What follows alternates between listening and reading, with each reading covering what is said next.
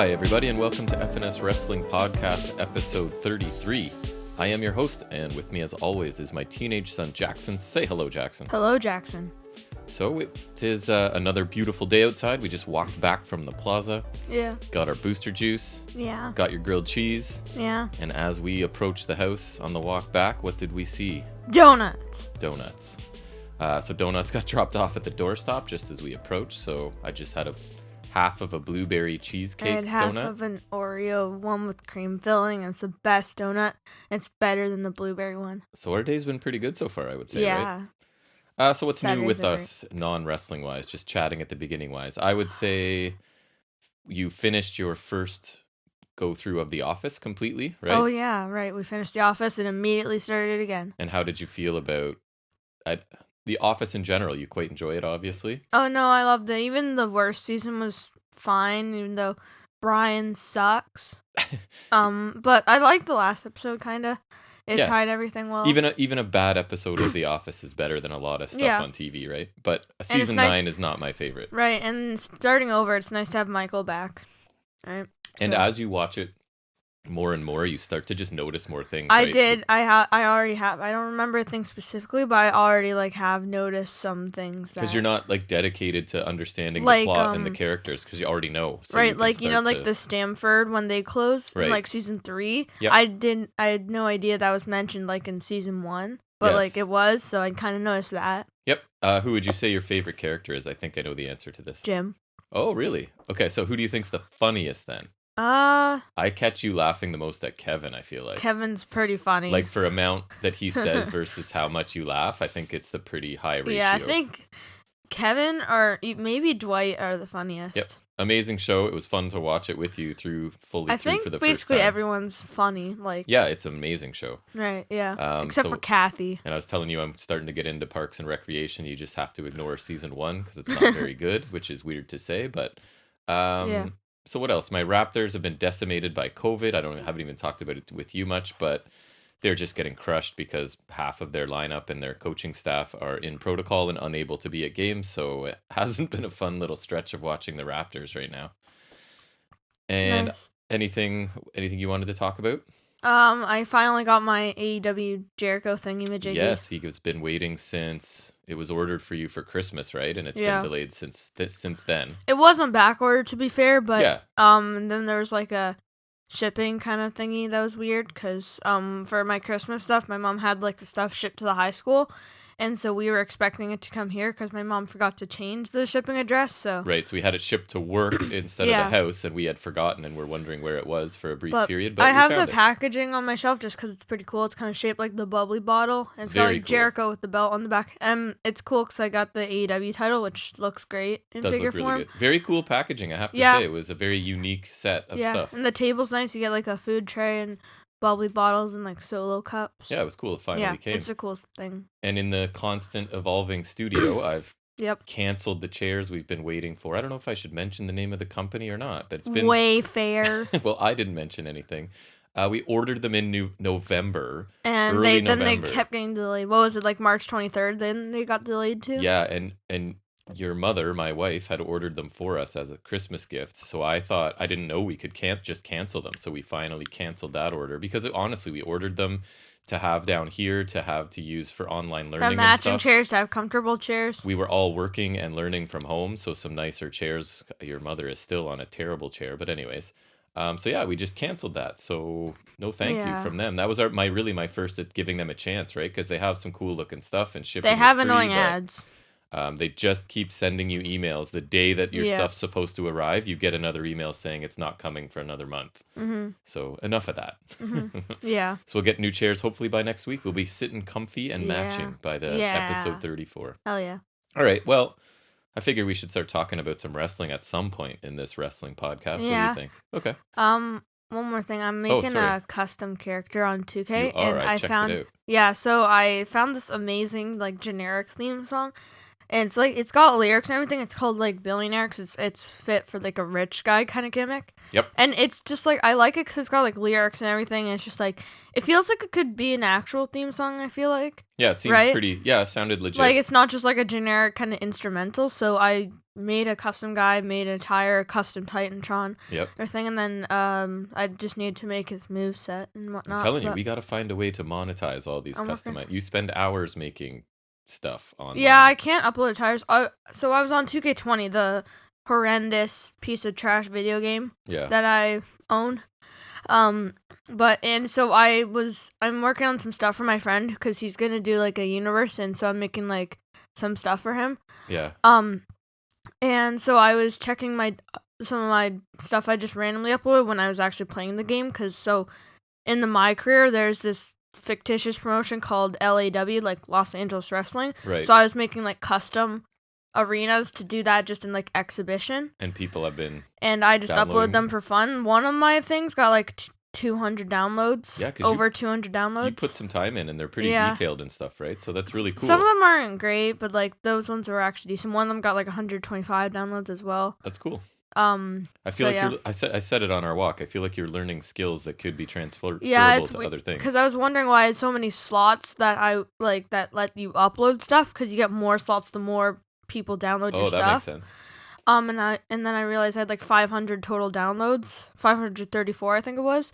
Awesome. And I was just so surprised and I'm hoping I can start getting stuff downloaded of mine on 2K19, because that's the thing I actually use, so that I can upload more stuff. Right. Hopefully, but.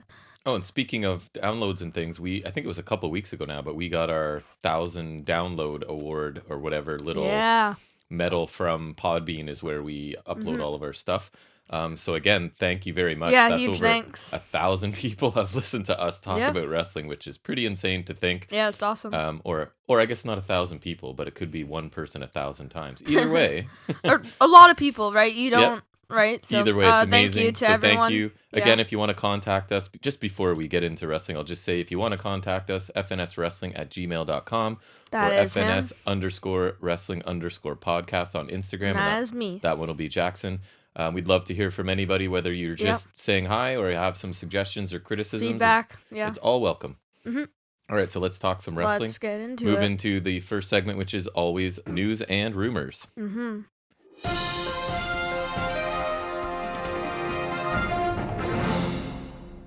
Okay, so the ratings this week 73 of the Wednesday Night War, and guess what? It saw Dynamite soundly defeat NXT in viewership and ratings. Hard to believe, right?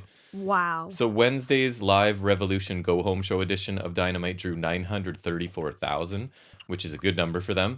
Anything approaching 1 million seems to be very high for these shows. So that's up 12.4% on TNT. And that topped NXT that got 692,000 viewers, which is down 5.7%. So that is a 35% margin of victory this week for AEW. And in the beloved demographic of 18 to 49-year-olds, AEW is a 0.33, which was down 5.7%, but still ahead of NXT's 0.20, even though they went up 11%. So that was interesting. A large 83% margin of victory for AEW. So that is the ratings. A very good week for Dynamite and a sound victory and kind for of a tie-in for us is that we finally got a cable channel oh my God, for NXT.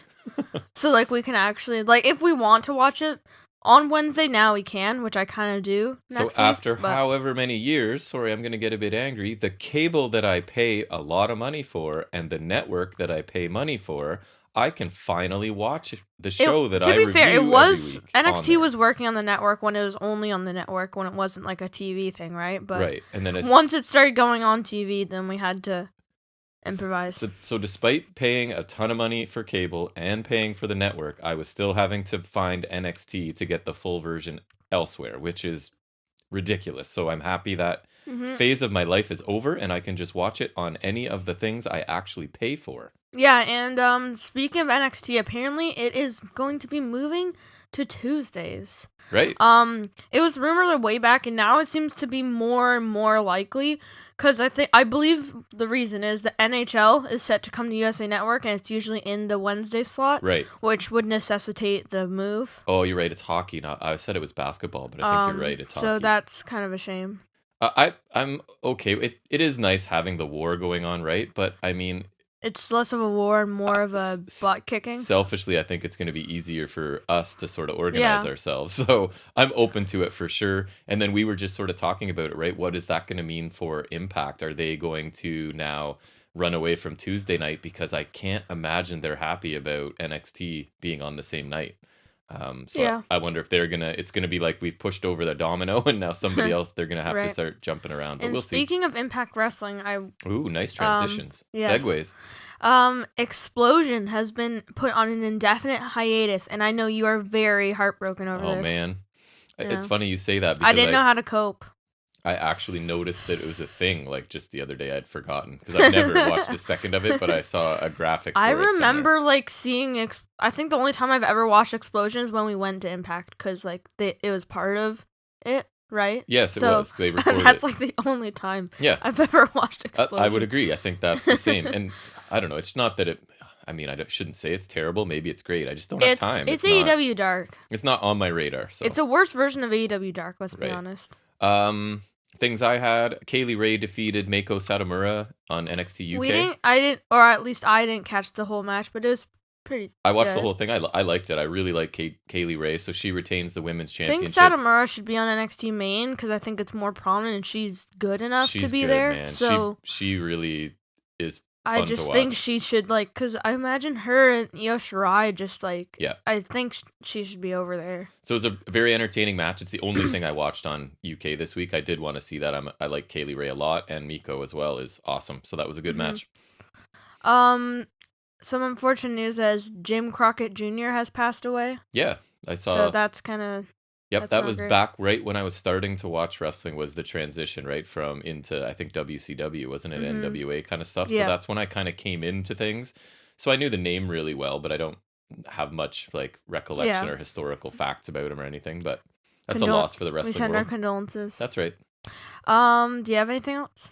The only thing I had was that a bunch. Anthony Bowens of The Acclaimed is dealing with a knee injury, and so that sort of explains Caster. That would explain why he wasn't with Caster. And that Caster is in the ladder match as well, right?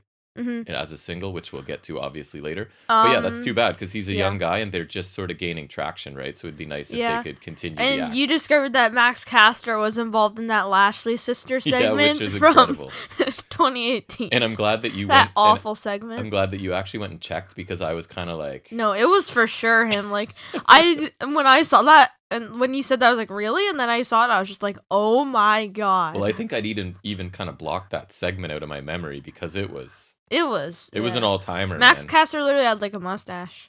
So he was involved in a historic thing in WWE because that was quite a segment. Yeah. All right, what else do you have? So I got some more details on what Dark Elevation is going to be. Oh, nice. I found an interesting kind of thing. I haven't seen this, so this is news to me even. So Cody Rhodes said it's going to be similar to Dark, obviously, but it'll be more focused on individual personalities. Nice. So Tony Schiavone is spearheading the project. It'll offer more character insights, sit-down interviews and other pieces to allow the audience to get to know the wrestlers, their motivations, and their place in AEW.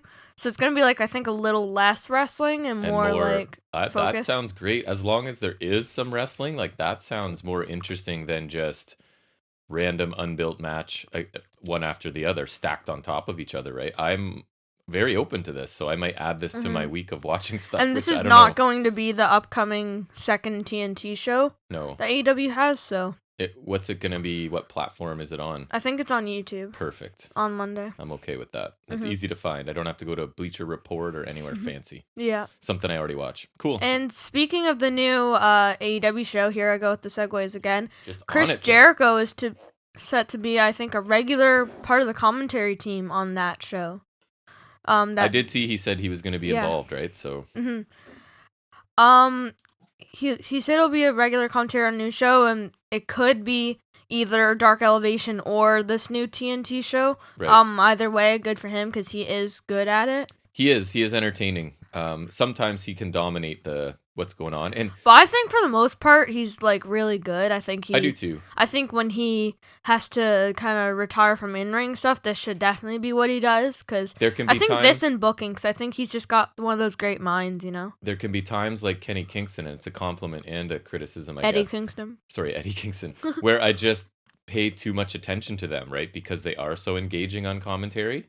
But I think Jericho's found a pretty good balance for the most part. Yep. And I think and I think he's also pretty good, like, probably booking-wise. Like, I think he's probably one of those smart guys, you know? Oh, for sure. So he's reinvented I think himself. that and commentary should definitely be what he does when he can't wrestle anymore, because I think he'd probably be great at those. If he's done being a rock star and whatever else. Right. Mm-hmm. So WWE are finding superstars again. Do you have any guesses for what it is? They're finding superstars? Yes. For posting, well, YouTube videos would already be. I don't know. What would it be that now? What thigh slaps. Really? Yep. Okay. For doing the thigh slap when they do the kicks. So. Okay, that's interesting. I wonder, is that because they're just gonna put the sound effects in themselves if they want them? Because they control every aspect of production now with the crowd reactions and everything else. I just think this is stupid because what does it matter? The sound will already be there for you, and then people are used to it. Plus, it's probably a habit for most people, so... Listen, nobody watches more... Well, I shouldn't say that. Not many people watch more wrestling than us, and it doesn't bother us, right? So I don't know who's decided it's a glaring issue, but okay. It's just another measure of control for them, right? Over their independent contractors. Yes. Yeah. So continuing with WWE, so William Regal said on NXT he's going to have like a big announcement, and so this kind of ties into a thing I found that there reportedly are plans to have NXT Women's Tag Team Championships. Yeah, I think. So I think this could tie into that, and we may be getting those. I think it. I don't love a lot more championships. Right. I'm sort of more of minimal in that, but I actually don't mind this idea just because we say it a million times, right? That roster is stacked, and if they want to start, it's just easier, I guess. I mean, you'd have to actually start, hopefully, building some actual tag teams instead of just throwing people together. But they've got. I feel like they've done a better job of that. I agree. Even if you have Aaliyah and Jessica Maya. And I mean, if it gets us more exciting matches on pay-per-views and stuff, I'm all for it. All right, ready for another segue? Yes. Speaking of women's tag titles, we got Belair and Sasha Banks versus Baszler and Jax again for the women's tag belts at Fastlane. So, yay? I guess. I mean, it should be a good match. It wasn't great last time, I think, right? I mean, we need to limit one person's time in the ring in that match, I think, and then I'll probably be okay with it. But as long as nobody gets hurt, we'll continue. We'll call it a success, I guess. And speaking of women's titles, Asuka was apparently supposed to drop the Raw Women's Title Elimination Chamber, but obviously the match was canceled due to Lacey Evans' pregnancy. Right. And now Charlotte has issued a challenge to a WrestleMania kind of rematch against Asuka. I fear the inevitable. I don't know what happened because I'm probably on the record on this podcast saying that Charlotte might go down as the greatest, but she now has like go away heat with me. She's already in the greatest territory. She doesn't need another title match or title. I'm just not interested in anything she can do right now. Yeah, especially I don't know what it is. Maybe it's just overexposure, right? It's been too much of her doing the same thing for too long and not really losing very much. So anyways. Yeah. And continuing on the WrestleMania kind of trend, the WrestleMania NXT TakeOver special reportedly being planned to possibly be a 2-night special. Okay. And I was telling you, like, with the Pete Dunne, Kyle O'Reilly, Finn Balor, Adam Cole. Yes. I think there's so much possibilities, and then I think that just would benefit with a 2-night special. Like, I was saying Balor could defend against someone, and then, like, maybe Cole and O'Reilly could have, like, a Falls Count Anywhere match or something, and then the winner would face Balor the next night or whatever. That's what I would kind of like two matches leading to. But it also depends on what happens next week in the title match. But we'll talk about that later. Or a triple threat on the first night, and the winner gets Balor or something. Like, there's all kinds of cool stuff they could do. And it also depends on, I guess I'll just mention now, if Cole or Balor wins next week, because they're having a title match. I'm sure most people will know by now, but I think that can also affect it. But I think even if, like, say Cole were to win, like, you could still have, like, maybe O'Reilly win a triple threat, like you were saying, or beat, like, you could have Cole and Balor rematch, and then like maybe O'Reilly has to get past Pete Dunne. All kinds of combinations. There's so many things you can do here. I think it'll be great. I think, honestly, now that I think of it, maybe Cole should lose at NXT, right? And then maybe O'Reilly will cost him the match, right? Yeah, and then they build to a match for the first night. Dunn and Balor have a rematch on the first night as well, and then the winners of those matches can face off on the second night. Booked so it there it is. Let me see. I think I got one more. No, two more. Go for it. So, remember Davey Richards? I do. Yeah. Former tag partner of Eddie Edwards. I actually thought he was going to be the one that would be the one around and kind of a star, because he was very Benoit vibes in a good way. Mm-hmm. In the good ways. Mm-hmm. So he's been hinting at a possible summer in-ring return, so... They were an awesome tag team, man. I'm not going to lie to you. I bet he'll probably go to Impact, maybe. Yeah. I think that would be probably interesting. And reunite that tag team. It might make me a little more interested in Eddie Edwards, because Davey Richards was cool. Mm-hmm. Not a lot of speaking ability and stuff, if I remember correctly, but in the ring, he was intense and could really go. Mm-hmm. And my last one is... WWE reportedly are looking to mainly sign developmental talent under the age of 30. Okay. So. As they should. Right. This is kind of a given. Because wouldn't you even suggest that if they're over 30, are they really developmental talent at that point? Right. Are you really planning to develop a person who's... Anyways. Probably past their prime. Sure. And what does that really mean? They're going to focus on it? It doesn't mean they'll actually do it, right? Like, that's one sort of like a slippery little thing. Like, yep, we are acknowledging all your complaints and stuff, and we're going to try. Okay, super. Yeah. Any other news? Mm-mm. All right. That was a good roundup of news this week, buddy. Good job. Mm-hmm. I did not bring much to the table, but you did. Mm-hmm. So that will bring us into our first in-depth review of a show, and that is Wednesday's AEW Dynamite review.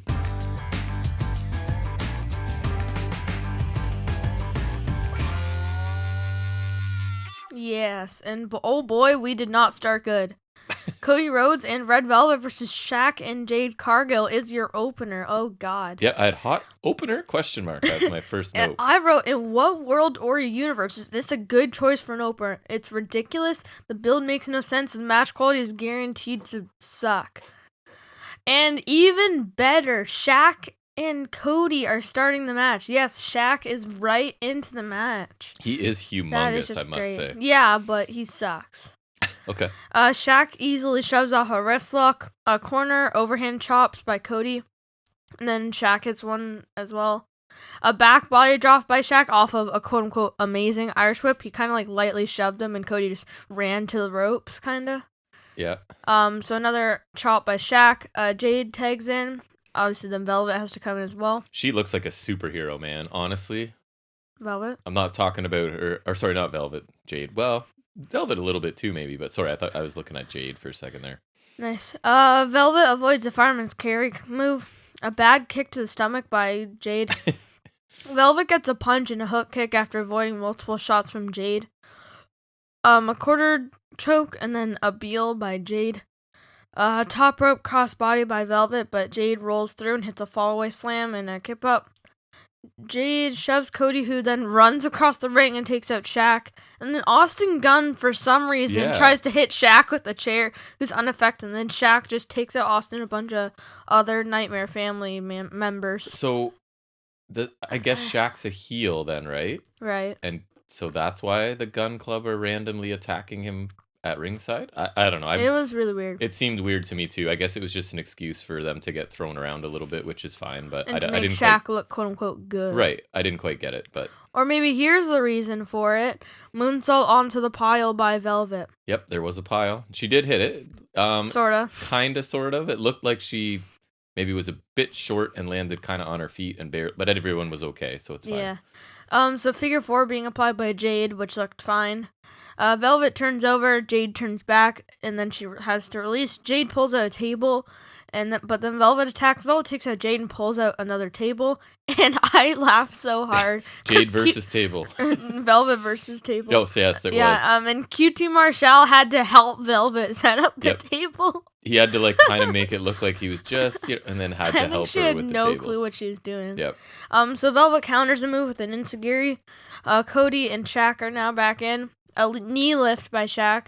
Brody Lee tribute taunt and then a power bomb by Shaq. Looked pretty good, actually. Good, but I think it probably mostly looks good because he's tall, not because he's good. Uppercut by Cody, like where he drops down his back and as Shaq is taunting him. A really weak slam ? By Cody, and it was like bad. And he barely sold the power bomb, right? Like he pretty much gets up from it and then quote unquote slams, picks up Shaq and kind of drops him from waist height is more accurate, I think. Yeah, and then a 2 count and Shaq like yeets him off, obviously because he's big. Yep. And that's what he has to do. He is strong. The women tag in. We got strike exchange and a spine buster by Jade. Cody pulls Jade off of the pin, and then he runs and crossbodies Shaq over the top rope through the 2 tables. Pretty crazy table spot, I have to say. And then a glam slam by Jade Cargill for the win, which is kind of confusing. Jade and Shaq win. The table spot looked pretty awesome. The only problem, and it's kind of nitpicking, is they left the camera on the aftermath a bit long so you could see. I don't know, did you notice Shaq was like giving him the like I'm okay kind of tapping thing? I did not. So that the camera picked that up. I mean, if you don't know, you wouldn't know anyways. But it was I definitely did not expect him to take a table spot from the ring apron. So that looked really cool. It wasn't bad to me. It actually over-delivered for me. Am I saying it's good? No, I'm not saying it's good. But this was Jade Cargill, who's never wrestled a match or has wrestled 1 match, which she didn't look awful, but clearly she's very limited in the ring. Yeah. Shaq was fine. The chops looked good. The powerbomb looked good. He went through a table. I don't know. It wasn't a hot opener, obviously. And I thought Velvet showed a lot of charisma, right? More than I'd seen. I was kind of saying if you could put her charisma in Cargill's body, because I think Cargill at this point is focused so much on just getting through the match that a lot of her personality probably isn't coming through yet, but I think it will. I don't know. I'm waiting for people. I'm sure I'm going to listen to the stuff I listen to after this, and I'm going to hear a lot of like Cody did so much to make them look good sort of thing, which I don't really agree with because I don't think Cody did much here at all. I think he's still kind of injured. But anyways, this wasn't a good match, but it was much better than what I was expecting, I have to say. What did you think? Yeah, I would agree, but I had really low expectations. You did. I just wrote, wow, that was not good. Shaq didn't do much, which was smart, but what he did do wasn't great other than taking that bump. Yeah, it looked good. The powerbomb was fine, and the chops are basic. Jade looked better than I expected, but was kind of sloppy at times, and is pretty green, but like she hit some decent stuff. Velvet looked she looked fine. I think she looked the best of the match, but messed up a few things like the moonsault. Yeah, I thought she looked better than she had before as well. Cody didn't do much, and like Shaq, what he did do was either bad, like the slam, or insignificant. He botched the slam on Shaq, and he kind of no-sold a powerbomb. I think he's probably still injured somewhat, because he was like hardly involved, which doesn't seem like Cody. Was not. He really didn't do much at all. All in all, it was better than I expected, but I had really low expectations and not a great match. And I really hope this does not happen ever again. And if you stack it up against other Dynamite openers, right, it doesn't do well. And then after the commercial break, Shaq is being loaded into an ambulance, and then when Tony Schiavone opens the door to ask a question, he's magically gone. Right. Did we come back to that at all? No, right? So I thought that was strange too. First of all, that the ambulance is just sitting there after they've loaded Shaq in.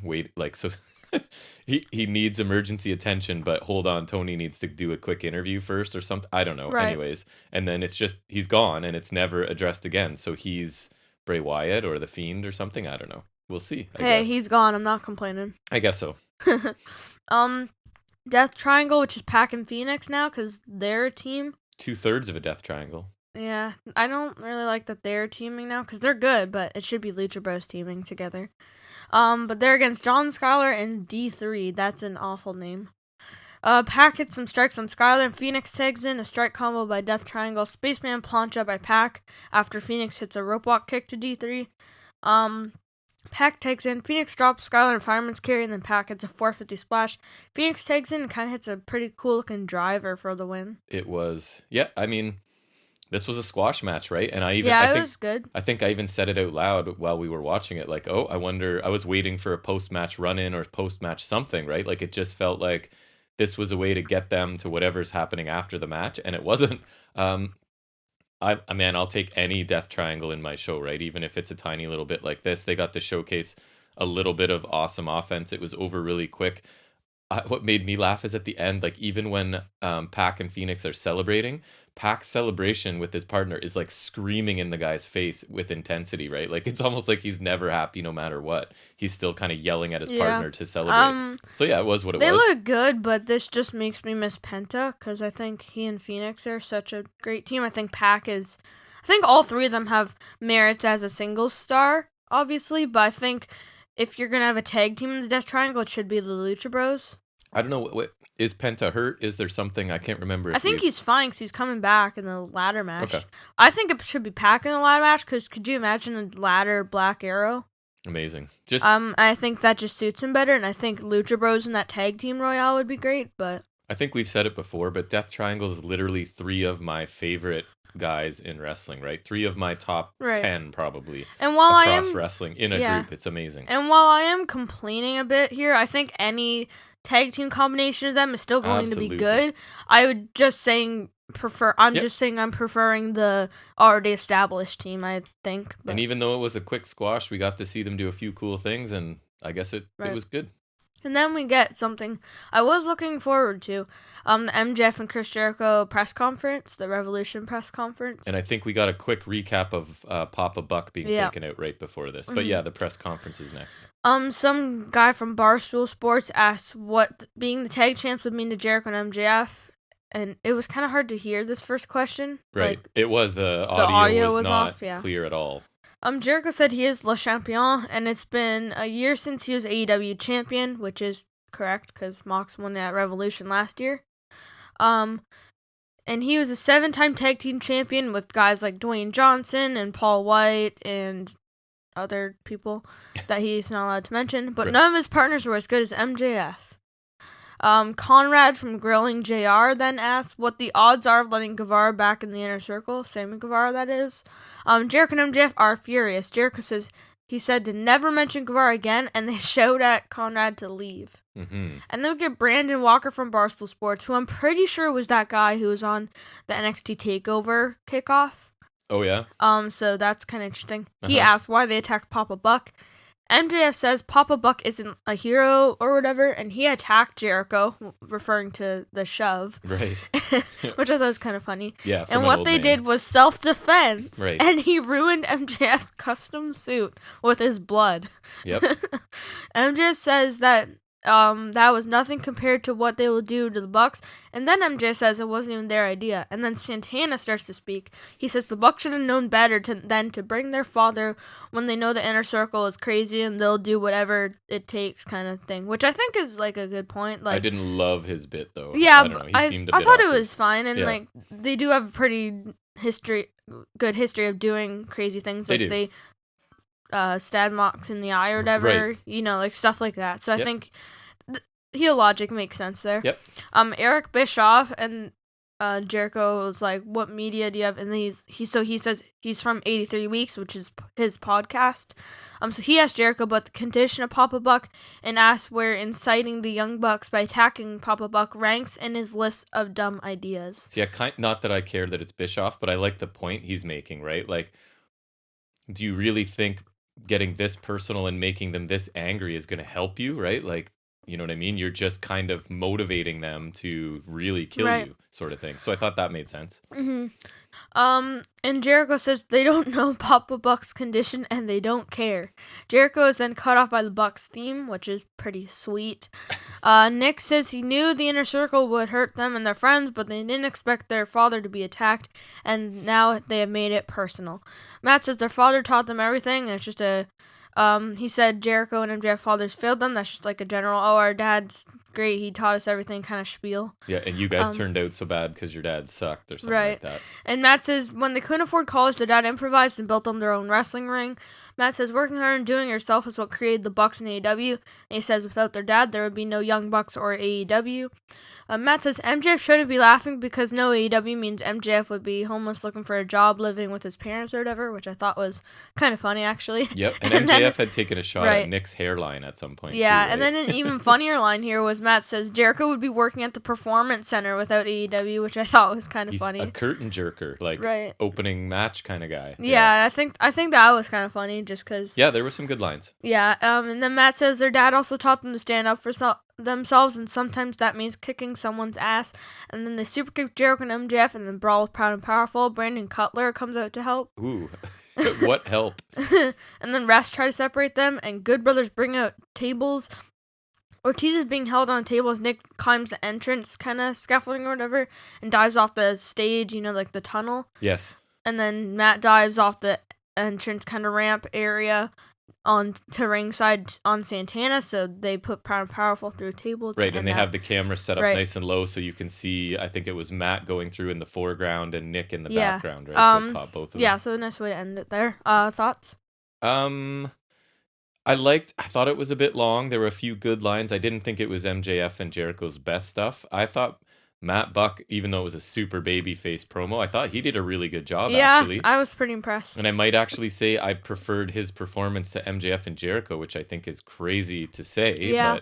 But the inner circle part to start was fine, and the table spots to finish were cool. It helps build the match, I guess. So I think it was successful, but I thought it wasn't Jericho and MJF's best work. No, I think that's a fair point.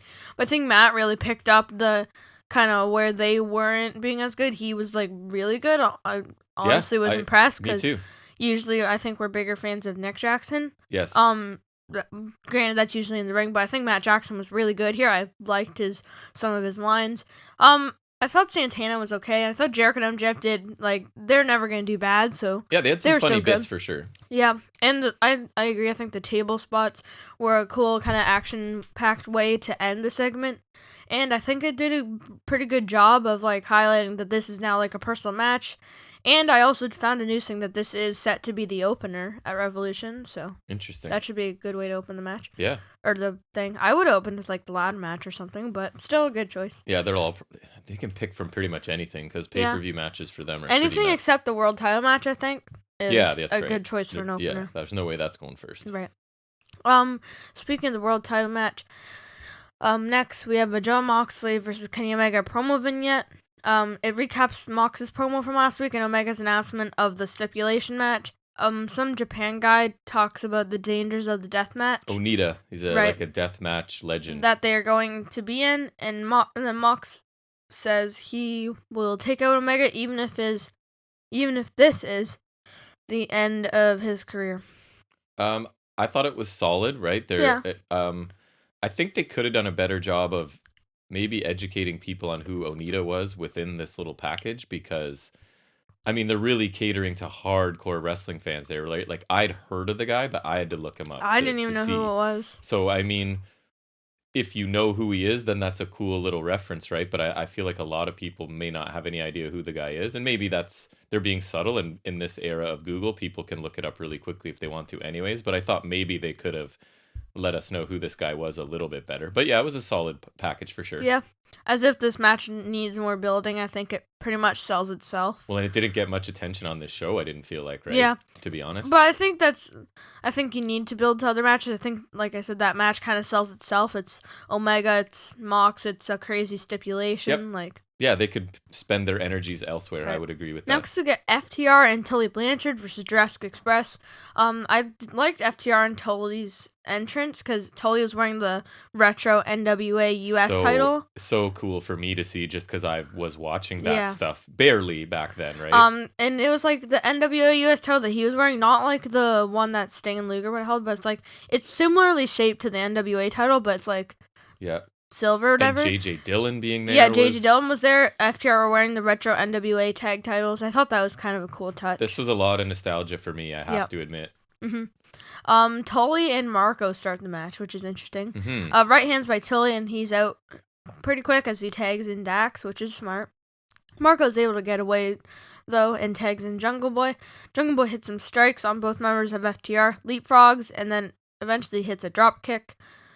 Drop kick to Cash as well, and then a suplex on Cash. Cash is able to break up the snare trap submission that Jungle Boy's gone Dax, but then Cash is caught in a snare trap on the floor, and he actually taps. Right. And JJ Dillon sneaks a foreign object to Dax, which we believe is his shoe. Yeah, it was. And Dax hits Jungle Boy with it for near fall. I almost said JB because that's what it is in my notes. Always.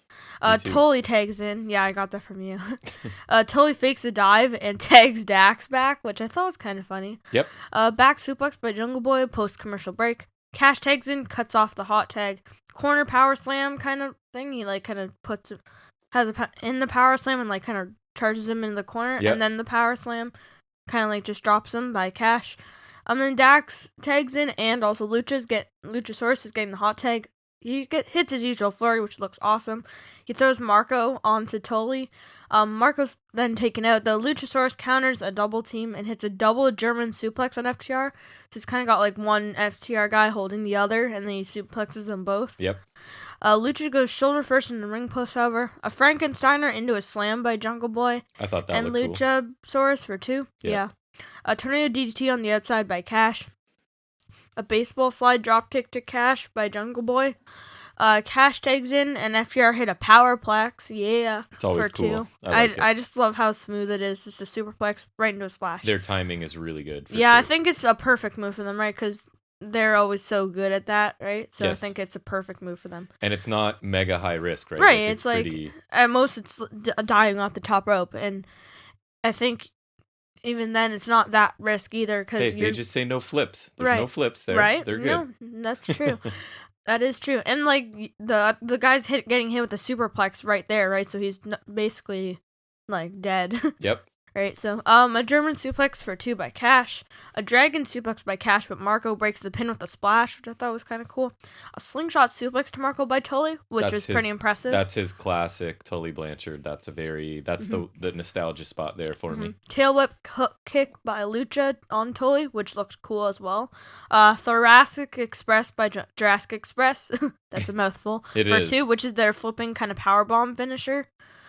Cameraman hits Jungle Boy with a camera when he goes for a suicide dive. Really big cameraman. Yeah, and he attacks Lucha as well while the ref is distracted. A triple team spike pile driver for the win by FTR and Tully. And the cameraman is Sean Spears. A blonde Sean Spears. I thought it was gonna be Arn Anderson. I think was my prediction. He walks out, right? Arn, I think, walks out after the match, and he's like kind of scratching his chin after. So I thought the match was better than expected, and actually like a pretty good multi-man tag. I think Tully was in an appropriate amount and didn't look like they didn't bad. overuse him. I think they did a good job. Sean Spears' reveal was interesting and like reminds you, oh yeah, he was working with Tully too. Right. I think this is like a new 4 Horsemen. I think so too. I think JJ Dillon was here once, so I think Tully needs to be the new JJ Dillon, right? And they need one more piece? person, right? So could Sean Spears be like a Ric Flair, or like do you think they would? I know who it is. It's Cody. Yeah, right. Of course. And then you get Arn as another manager. And it's surprise, Cody's a heel, but he's always been a heel. It's working perfectly too. I think like that's the move that makes sense to me. He's the Ric Flair. You got your Brainbusters, you got your Mid Carter, and then you got your Ric Flair. Exactly, you got he's already using Wyndham, the figure 4 because he even had the black glove deal. It works. Yep. So I enjoyed the match as well. Book it, AEW, book it. I thought Tully and Marco's time was limited, and the other 4 looked good. Jungle Boy impresses me all the time. I say it whenever I see him. And FTR are just consistently good for me, right? I kind of like the addition of Spears, even though he's a lower card guy, but I think he's got potential. He's got a good look. He can talk. So I like that they're giving him something to do, and I'm interested to see if this is sort of 4 Horsemen. Because Arn Anderson might have even flashed the symbol when he was there, I thought. But anyways, I'm not sure if I think he was just scratching. I know they were doing it, I think. Okay. Maybe. Yeah. So we'll see where it goes. It's another sort of messy kind of finish, I guess. Very interesting. And that Thoracic Express, man, that's a cool move, but it's a bit risky, I think, depending on who you're going to hit that on. But it looks cool when they do get it. Mm-hmm. So yeah, I like the match. For me, there was some nostalgia, and I just kind of enjoyed the in-ring action as well. Yeah, I thought they smartly used everyone, so props to them. So Tony Schiavone comes out, and he's introducing Paul White, who comes out. He promotes Dark Elevation and introduces White. White talks about how long he and Schiavone have known each other and how happy he is to be back on TNT, the usual spiel. He talks about Dark Elevation, and then he says there's going to be huge Hall of Fame signing at quote-unquote Evolution, because that's definitely what it's called, this Sunday. Oh, he did call it by the wrong name. Yeah, but people are saying that could be a hint at Batista. Oh, of course, people are gonna read into everything. Right, and so I'll say what people have been saying is that it was just a purposeful slip in. Like, Batista was supposed to be, I think, a 2020 Hall of Famer, so therefore he'd be Hall of Fame worthy, but not an actual like Hall of Famer, right? So technically he's Hall of Fame worthy. So, but then I think he tweeted something about But then that also it's wrestling, right? So that could easily be meaningless as well. Like he's just. Anyways, I don't know. I thought Show. Another thing I've seen is maybe Kurt Angle or Christian. Yeah, I've seen that too, which feels very Impact. I thought Show did a good job here. He's like a very intelligent guy, and he can really talk, right? Which I don't think WWE ever focused on too much. So he might just be a good color commentator, right? And obviously I like the little bit of suspense and letting me kind of imagine who this megastar is going to be. I just hope that they deliver and that it's not somebody else well past their prime, because I think AEW is kind of walking the line for me of taking on too many people. And I think as long as it's not they're both the same person, you got two surprises at Revolution. You got the last ladder match competitor, and then you also got this. Right. So that's interesting. We'll see where it goes. Next we get a Nyla Rose versus Ryo Mizunami package. Just talks about, I think it's mostly Mizunami's journey in the tournament. I wonder why. I don't know. Who could? It's not foreshadowing anything. No. I mean, to be fair, they did an Anna Jay package, and then we also happened to that. Yeah, and everybody's familiar with Nyla already, so I guess they don't need to focus on her too much. So then we get Nyla Rose versus Ryo Mizunami. Apparently, Mizunami does actually have a history in this company. She was in that 6-woman, I think, Joshi people tag at Double or Nothing, which I totally forgot. She actually teamed with Shida and Ryo. And we were saying we kind of liked, she just has a different look and feel. Right? We kind of liked it right away. She looks like kind of a female Okada. Yeah, we kind of enjoyed it. Yeah, just something a little different about her. Yeah, she's just very energetic and she's interesting. She's even a little bit silly or whatever, but then I find as the match got more serious, she kind of dropped the mannerisms. I was interested. Because she's definitely more towards the beginning of the match. Also, Nyla Rose's nameplate back to the Vicious Vixens. Hell yeah. Yeah, and still associated with Vicky Guerrero, which I feel like she hasn't been with her the last match at least. Anyways. So holds and counters, a shoulder tackle attempts by Ryo all fail. I'm gonna try to say Rio instead of Riho because they sound pretty similar. It is tricky. Because technically this is Rio, so we'll just try to. Corner offense by Ryo. Corner clothesline for 1 by Ryo. Vicky Guerrero distracts Mizunami, and Rose hits a boot. Whether I use her first or last name just depends on what's in my notes. Somersault senton by Rose. I didn't really see it, but you told me. Yes. Tilt-a-whirl into a power slam by Rose for 2, which is cool. Rose walks over Ryo post-commercial break just because she's big and she's just stepping on her, basically. Rose misses a swanton bomb, which I thought was pretty impressive. It was kind of cool. I wonder if she had hit that. Like, imagine that was Riho, and Rose had done that. Riho would have been, like, dead. It would be cool if she hits it at some point. Low bridge by Ryo, and Rose is on the apron. She gets speared off. Rose is then tripped on the apron, and then a diving leg drop on the apron by Mizunami, which is what got her the win, the count-out win, I think, in the second round against Aja Kong. That's right. Rose beats the count and is hit with another leg drop from the middle rope for a 2 count. Strikes by Ryo, forearm by Rose, and a lariat by Rose. Death Valley driver for 2 by Rose. A knee drop while Ryo's draped over the top rope for 2 by Rose, which is one of Rose's signature moves. Ryo counters a beast bomb, hits an exploder suplex. Superplex by Rose for a 2 count. German suplex by Mizunami, followed by a spear. Top rope leg drop for the win by Mizunami. And she wins the tournament. She's presented the trophy by Shida, and they kind of like forearm each other back and forth because it's like strong style, I guess. Yeah, Shida looked super aggressive. Felt like Mizunami hit her first. I know, but I felt like even she just projected the whatever better than she normally does. So I liked her intensity there. I was impressed. Thoughts? I liked the match, actually. I liked Mizunami, and I think Nyla Rose, this is 2 matches in a row where I thought she's looked pretty good. I think she's getting better, which is awesome. Because if you compare her, I mean, the easiest comparison, just the powerhouse, right, is, yes, and she's not improving, and she's not good. And I think she's almost opposite of improving. So I've been impressed with Nyla the last couple matches. Mizunami, we talked about, has some quirky mannerisms, which I liked, but again, they stopped once things got serious. Right, once she had to kind of get more serious, right? This was a physical match, right? A bit of a slugfest. Nyla looked strong in defeat, and I liked the clean victory for Mizunami, and I'm looking forward. I even liked the Shida-Mizunami interaction afterwards. I thought Shida looked intense. So we're getting Mizunami and Shida at Revolution? Yeah. I also agreed. I thought this match was pretty good. I think Mizunami looked good. I already like her better than Riho, and I already like her better than Shida. I think Shida has held the title for too long while doing too little. So I think change is needed. I think Mizunami's pretty good. I think if she can be kept in the U.S. for a while, like they had Riho, right. I think then she could really better this division. I think she looked good. I think what you said put it perfectly. Like, she was kind of kooky and whatever at the beginning, but then when she had to get serious, she was just like killer, you know? So Which is also kind of in a way you're putting over your opponent there, right? Because you're saying like this, you're so good, I have to sort of stop. Right. So I thought she looked good. I'm actually kind of excited to see her match at Revolution. Me too. Mm-hmm. From strength to weakness, we get Sting. Yay! Woo! Sting says he thought he was ready, but then he got powerbombed by Cage, and then he realized he's an old man who sucks. He thanks Cage because now he feels ready for the street fight. So he thought he was ready, but then he got powerbombed, so then he feels more ready. The switch, baby. Right. So now he feels ready. Ricky Starks interrupts. Starks says he's here alone.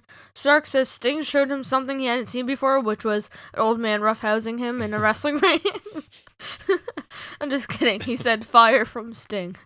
So Sting burned him, I guess, or something? I guess. Starks said Sting still has it, but Starks still says Sting is no icon. He slaps Sting, who then attacks afterwards. Clothesline and a stinger splash by Sting. And then the Scorpion Deathlock, and Starks is tapping and wailing like a little baby. Yes, he's really sold his butt off for Sting. Which is stupid. Hook and Hobbs make the save. Cage comes out and sets up a powerbomb, but Darby attacks and kind of jumps on him. And then he moves to allow a stinger splash on Cage. I'm just going to say my opinion right off the bat. This segment was short and awful. Once again, Team Taz are made to look like absolute useless, powerless chumps. Poor Ricky Starks got old by an old man, retired goth man who got horribly injured in his last match. How is this possible? Stark looked like a complete moron getting owned by this guy alone. Like, how does that make sense? And then the rest of Team Taz looked stupid when Sting and Darby fought back with ease, despite an age and numbers advantage. I hate this feud more than the best friends and Sabin and Miro thing. I want to see this match even less than I wanted to see Shaq's match. This is awful, and this segment was awful. How do you really feel, though? It was awful. I have some similar feelings, maybe a more measured take, but I thought the Sting talking again was really generic and felt standard WWE babyface to me. Yep. This is kind of just more of the same of what Sting's been doing. I still don't care. Starks doesn't look good here. My question is, who is Sting's involvement in the companies or this angle specifically helping? Some people will probably say Darby Allin. I disagree. I don't really want to see Darby Allin anymore, so is it really helping him? It's definitely not Starks, who didn't look great here, obviously. I guess maybe Cage, because Cage is the only one he must be some sort of super magical unicorn to be able to get in a power move on Sting. Right. Even one move is just an amazing accomplishment. Sting does make me as well less interested in this match. I was thinking about it, honestly. You could put literally almost anyone else on the roster in this spot, and I would be more interested. Even one of the young whatever Gun Club. If you put in Austin Gunn.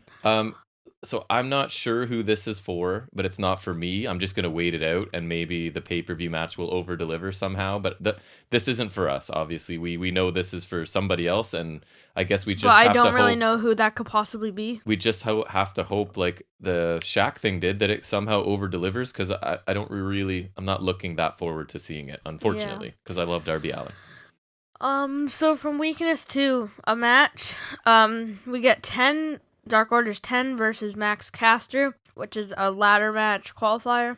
Lashley's sister in action, her first singles match. It's going to be amazing. Right? So we get a great rap from Platinum Max Caster. It was funny. And that's the thing, man. Like, it grabs my full attention every time. As soon as that beat hits for their entrance, I'm full attention, right? Right, you can't skip I'm not that making entrance. a coffee, I'm not checking my notes and making sure I spelled things correctly. It gets my attention, so that has to be a good thing, and I can't imagine we're alone in that fact. Right. So roll up by 10 for 2. Shoulder tackles by 10. Corner punches by 10 after reversing caster. Clothesline over the top rope by 10. 10 is then sent into the ring post, though. Clotheslines in a back body drop post-commercial break by 10. A spine buster by 10. 10 is sent into the apron. Or sent to the apron, sorry. A slingshot spear for 2 by 10. Johnny Gargano move there. 10 gets a rope break on an arm hold. A brain buster by caster. But he then misses an elbow drop. A powerbomb for 2 by 10. Caster distracts the ref, and Jack Evans, of all people, hits 10 with a boombox. And Max Caster wins. But then we see Matt Hardy coming out on the stage, handing it an envelope with $4,200 to Jack Evans, because remember, he was paying them to beat up, I guess, and I needed people. that reminder. I'm like, what? Why is Jack Evans? Right. And the Dark Order is affiliated with Hangman, kind of, right. So. Yeah, I'm wondering... Anyways, I'll talk about the match first, but remind me of a Hangman theory I heard somewhere. Okay. So I thought that these guys did a good job. I mean, these are not guys that are getting a lot of attention, right? The win wasn't clean, but Hardy paying people to take out Dark Order is fine route to go, in my opinion. So this is some solid young talent, just getting a little bit more exposure here. I thought they did a nice job. 10 looks really good. He gets some good offense. He's still... It's hard to explain, and it's definitely a deep level of wrestling nerdery, but kind of it's the non-offense stuff that he lacks a little bit of timing, a little bit of selling or whatever, but a lot of potential. And man, I honestly wasn't sure Caster was a good wrestler when he got here, because I've seen him on the indies and I hadn't been impressed. He's pretty good, and this match wasn't bad, honestly. What did you think? I know you kind of like 10, so yeah, I thought it was decent, and the outcome was kind of surprising because I figured 10's more likely because he's lower card, but he's not in a tag team. Evans' interference was weird, but then it made sense. Yes. And the match was fine, I think, and the ladder match is shaping up well, I think. Yeah, I'm interested in that one for sure. Yep. Hangman theory, you said? Oh, somebody said, I don't know who, that basically they sounded confident that he will be the Dark Order leader at some point. Really? Yeah. I mean, maybe. I mean, I love Dark Order and Paige, so I would be open to it. I kind of like Paige as the loner who just drifts to... He's like the littlest hobo, which you wouldn't get. It's a obscure Canadian show, but it's like the dog wanders into town and helps somebody with the problem and then just sort of wanders off again. Yeah, I remember it's in the one episode of Corner Gas. Oh yeah, it is. That's right. Mm-hmm. So that's kind of what I like him. He doesn't really have any close friends, but he will, help somebody out here and there kind of thing. Right. Yeah. And then we get a Miro promo. Miro says basically no more games at Revolution. It was kind of him being serious. I know you were loving it. This was it was super short, but among the best things he's done here. He was serious and intense, yelled in another language basically, which I almost always love. And he basically, I thought he was acknowledging the complaints of us and pretty much everyone else I listen to and read, right? Sort of acknowledging like, okay, the fun time is over. I'm going to be a little more serious at this pay-per-view, and I really hope so, because everything leading up to this has been pretty painful for me. Yeah, I agree.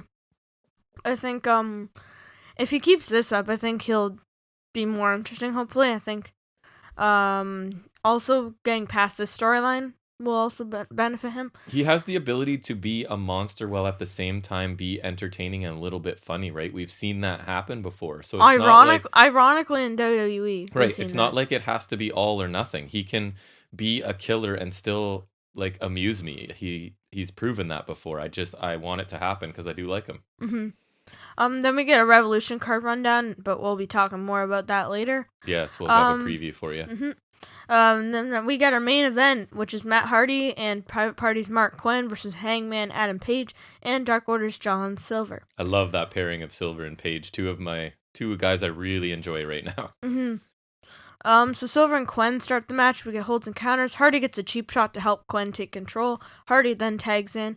And after some offense, Hangman gets a blind tag. Hardy tries to throw Silver into Hangman's lariat, but Hangman holds back and kind of is like, well, then he's just like staring at Matt Hardy. Mm-hmm. Thought it was kind of like Silver's kind of coming in for protection. I think it was kind of funny. Yeah, it was.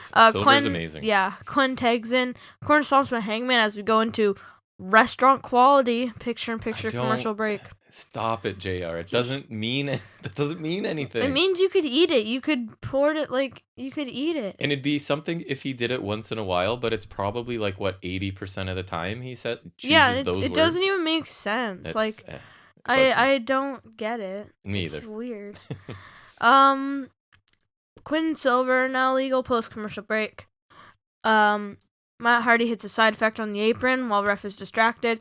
Corner strikes by Quinn. Silver catches a dive from Hardy with a kick after Hardy tags in. Sliced bread by Silver and Hangman gets the hot tag as Quinn's also tagged in. Flurry by Hangman capped off with a spine buster. Hardy avoids an attack from Hangman. Quinn accidentally hits Hardy. A fallaway slam to Quinn and then a slingshot plunge at Hardy by Hangman, of course. Quinn attacks as Hangman re-enters the ring. But then a Death Valley driver by Hangman, which looked pretty nice. Mm-hmm. Hangman throws Quinn to Hardy and tells him to tag in. Hardy drops down and rolls Quinn back in the ring, which I thought was interesting. Yeah. Quinn's able to take control, though, and then Hardy tags in. Exactly. I like that. Yeah. Oh, wait, he's looking strong. Your turn. Oh, you got him weakened? I'm ready to come in now. Yeah. Hangman counters a twist of fate into a back suplex. Quinn gets low bridged. A spear by Silver after he makes the tag. Kick combo and a brainbuster for 2 by Silver. Quinn gets a cheap shot. Back suplex by Hardy. Quinn tags in. A shotgun dropkick by Quinn. Hangman tags in. And, okay, so ready for this. We got Domagiri, then a rolling elbow. Enziguri, pop-up powerbomb, German suplex, and a buckshot lariat combo for the win. It was pretty crazy. Hangman Silver got a great ending sequence there. They did. For the win. Hardy attacks Hangman and says he won't make it to Revolution, but Dark Order attack.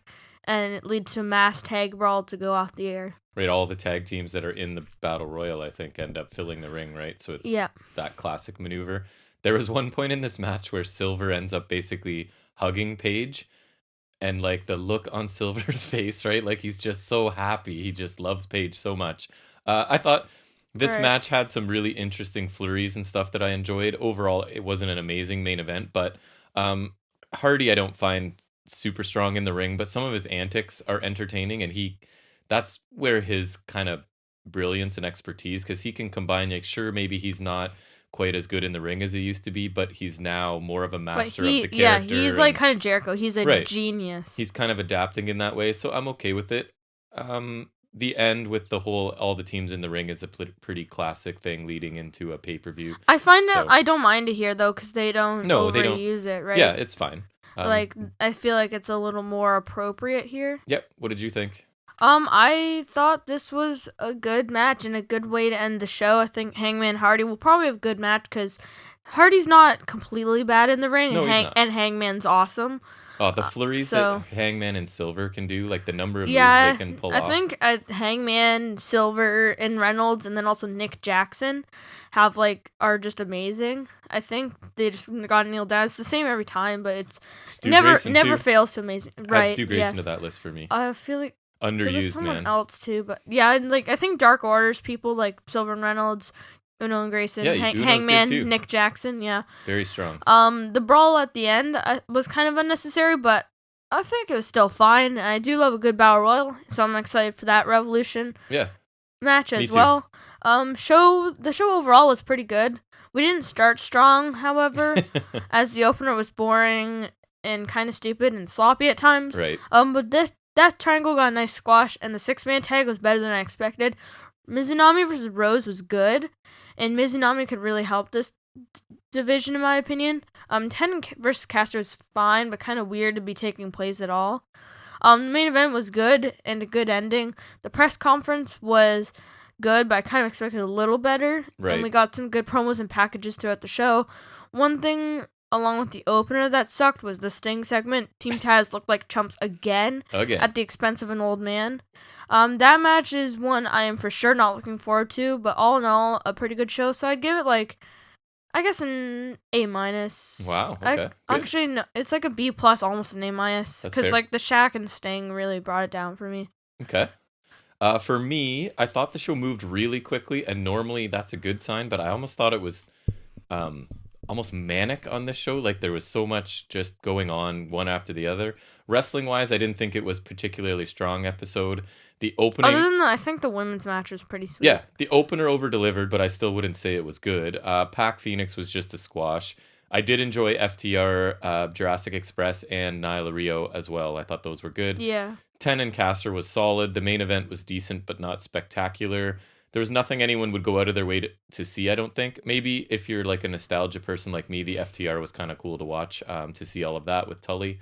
Segment-wise, Inner Circle Young Bucks press conference was long, but there were good parts to it. Some funny lines and a strong promo from Matt Buck. I liked the Spears reveal. Big Show's debut was fine for what it was, I thought. Yeah, it was better than it had any right to be, I think. The big announcement does have me a bit intrigued and interested to see who it is. Sting Team Taz was more of the same, with Starks looking weak this time. The ring full of wrestlers to end the show is pretty common thing. It didn't bother me. Yeah, it kind of moved beyond quick into manic, but it wasn't a bad show, so I gave it just a B this week, I thought. Mm-hmm. All right. Well, that wraps up our first review and sends us into our next segment, which is always our trivia-based one. We'll see what Jack knows about WWE trivia in yet another installment of Off the Top of His Head. Yeah.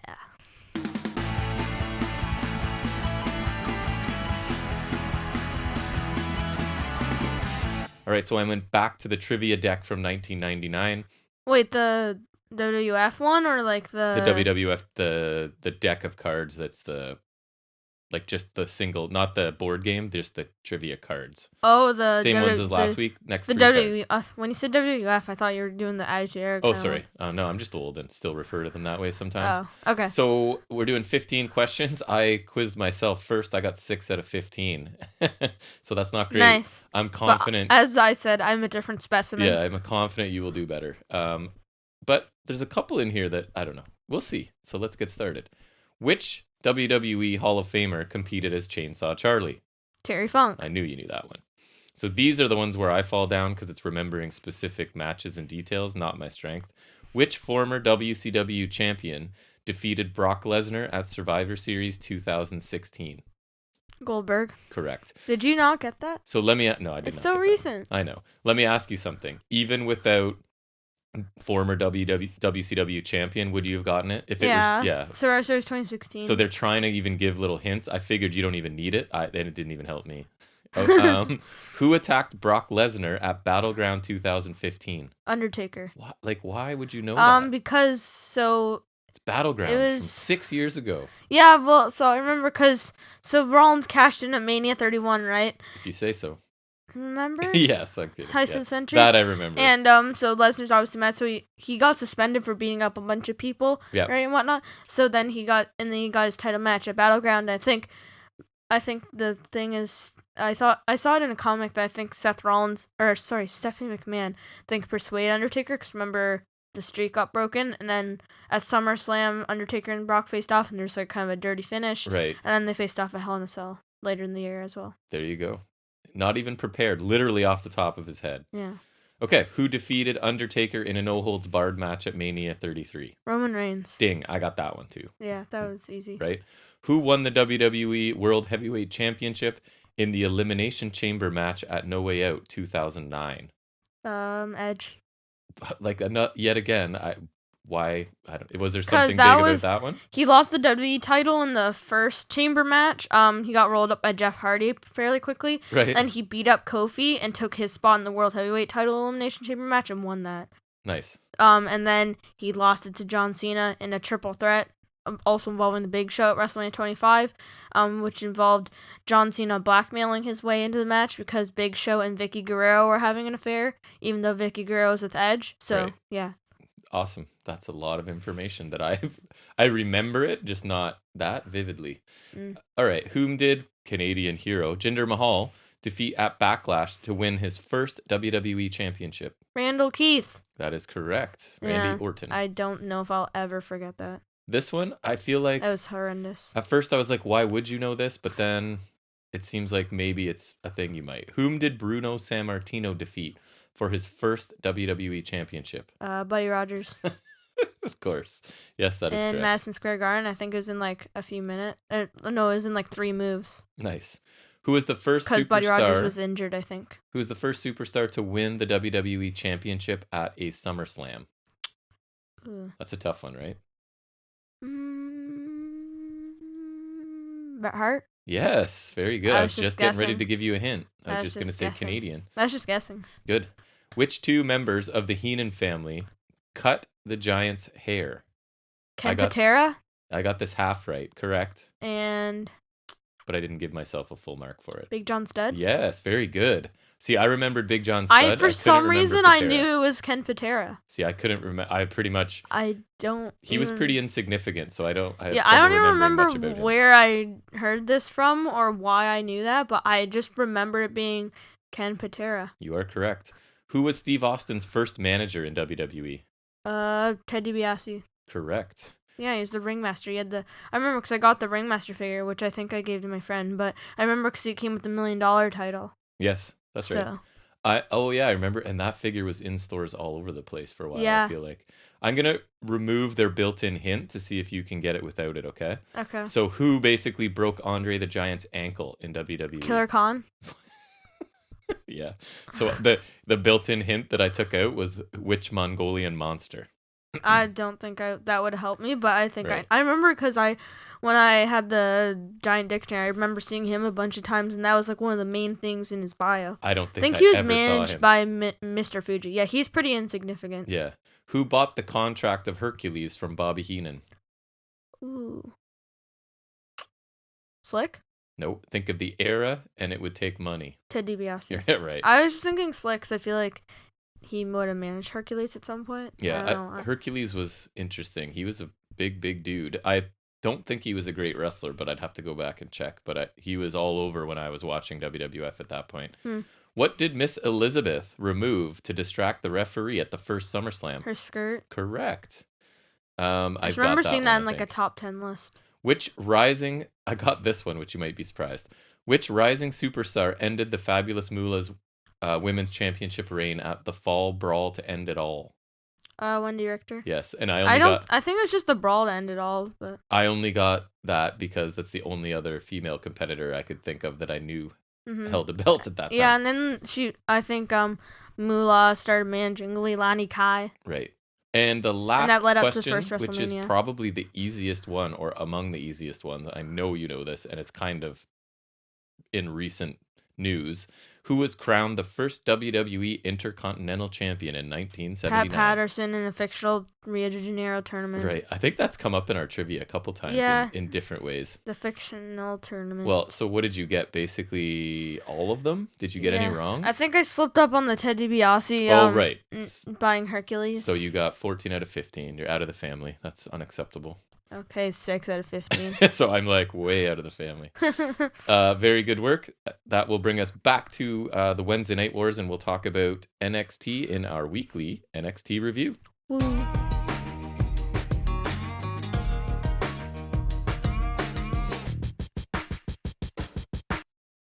So the show starts with a recap of the Undisputed Era implosion from the end of last week's show, and a quick recap of the lead up to the women's tag match that will be happening tonight. And then we move right into our opener, which is Lorcan and Burch making a rare appearance versus a replacement, even though they're the champs. A replacement team of Thatcher and Ciampa.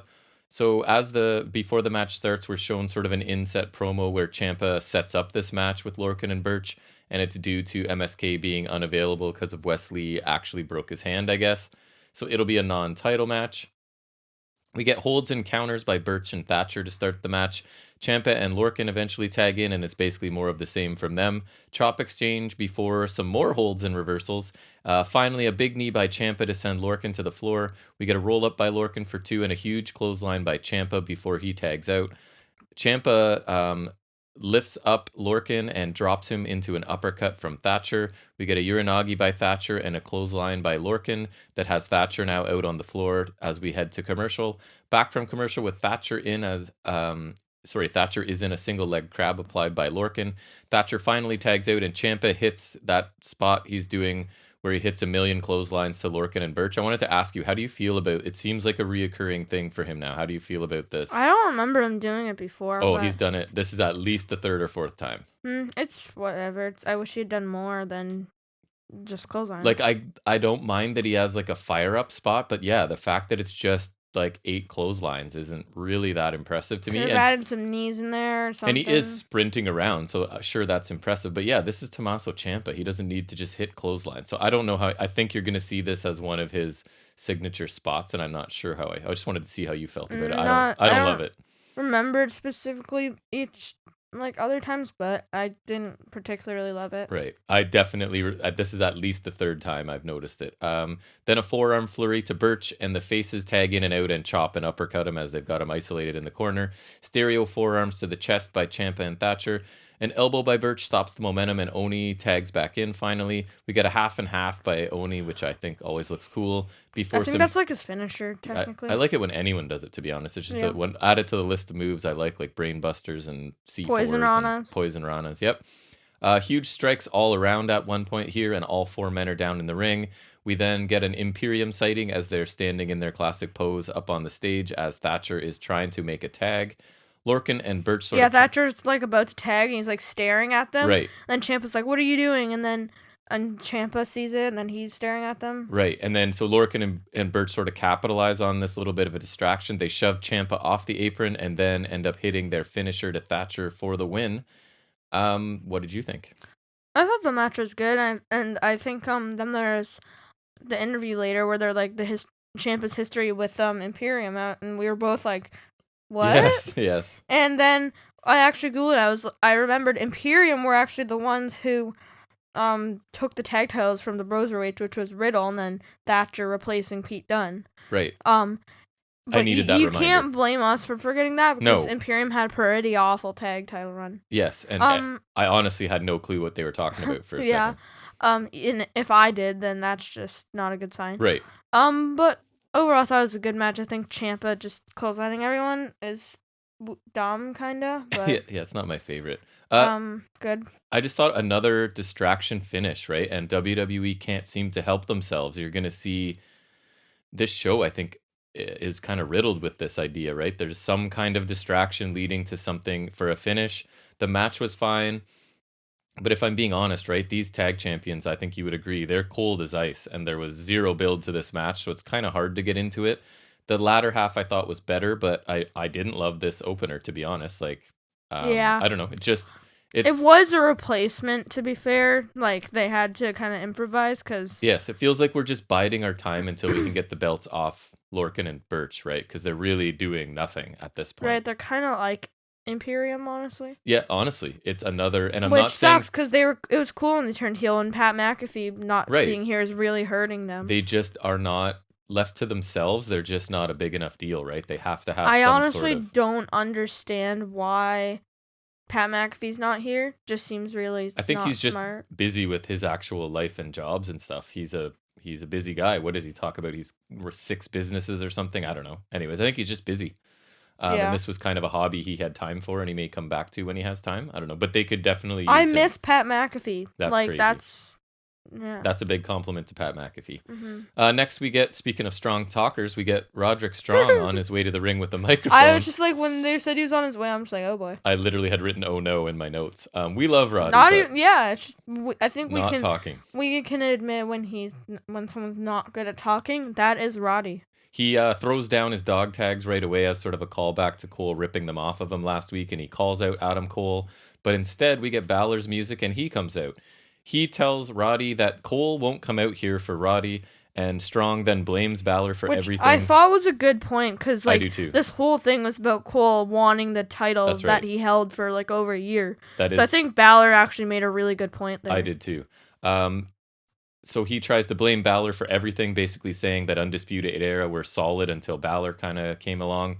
Balor says it's the title. Which was another good point. Yes, and he knows how to get Cole out, so he announces a title match with Cole next week. He challenges Cole to a on NXT because he knows Cole will show up if it involves the title. And he knows that's going to be a sick match. He then turns his focus on Strong and sort of ripping him apart, saying that he'll never be a leader and that essentially he lacks killer instinct. I thought that was kind of cool. And then Strong ends up immediately attacking and officials have to break them up. So yeah, I thought Roddy was a bit awkward here as usual, but I thought he was better than usual though, at least. And he didn't say very much. I was worried when he came down he was going to make a lengthy speech, right? It was basically call Cole out, Balor comes out instead, and then Balor takes over from there.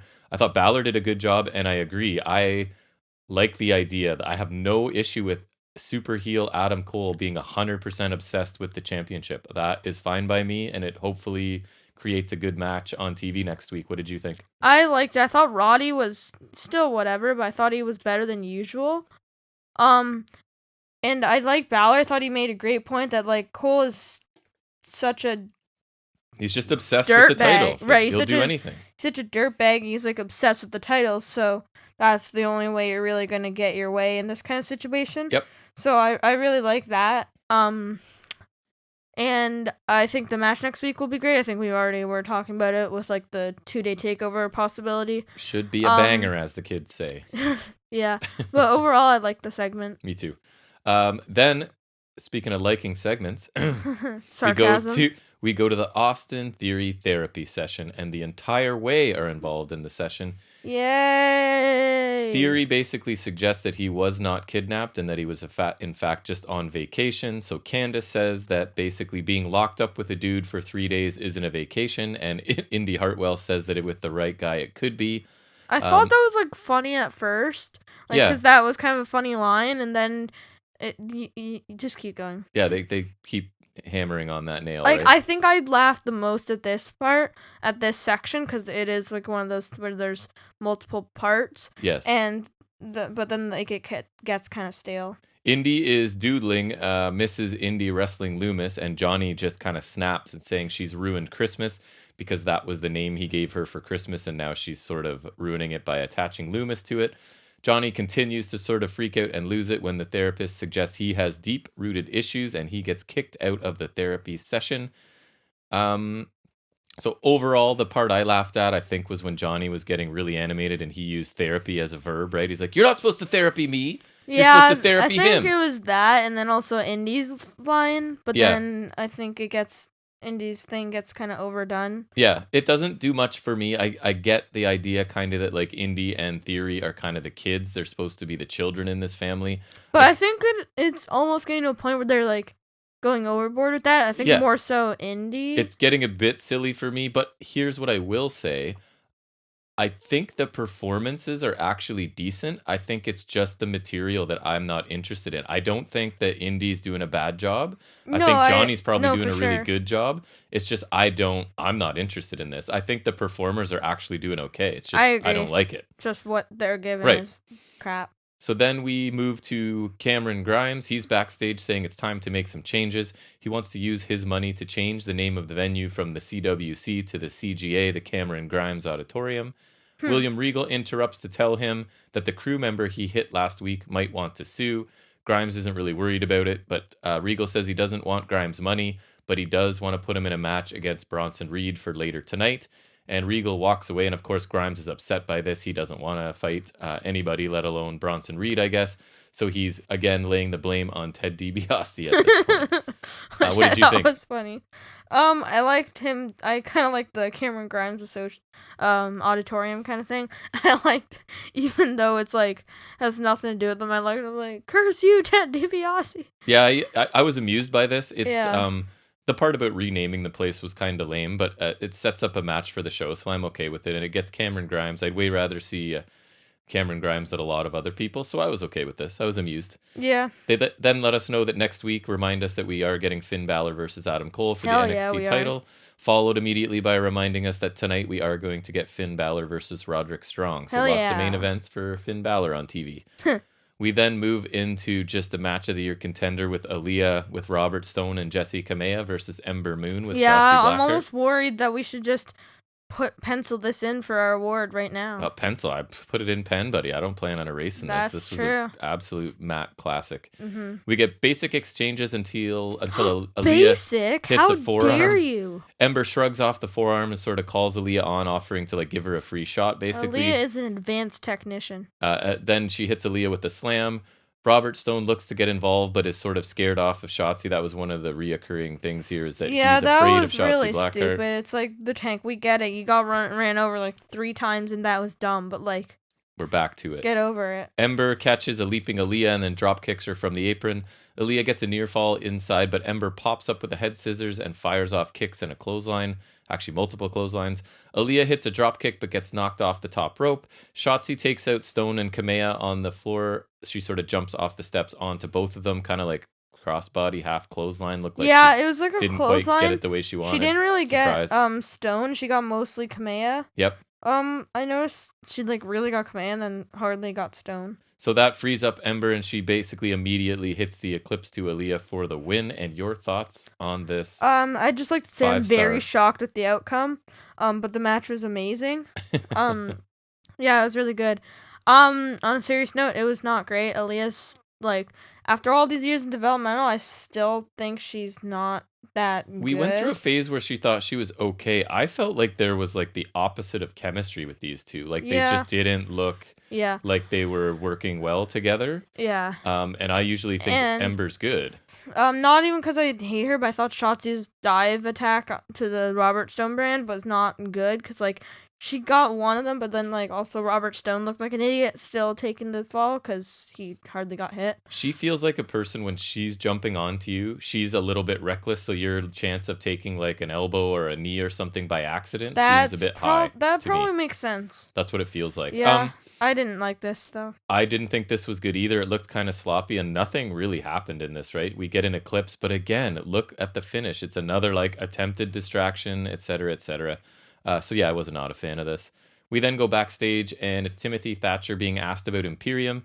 He says they have a past and that the team keeps throwing it in his face. Right, and this is what we were talking about earlier. Ciampa says that it is in the past, and this is where my note was. Even Jack had to look up their history, so what chance do I have of remembering this? Right, and to be fair, in our defense, it was Imperium's title run. Yes. Anything in that area is... Not super memorable.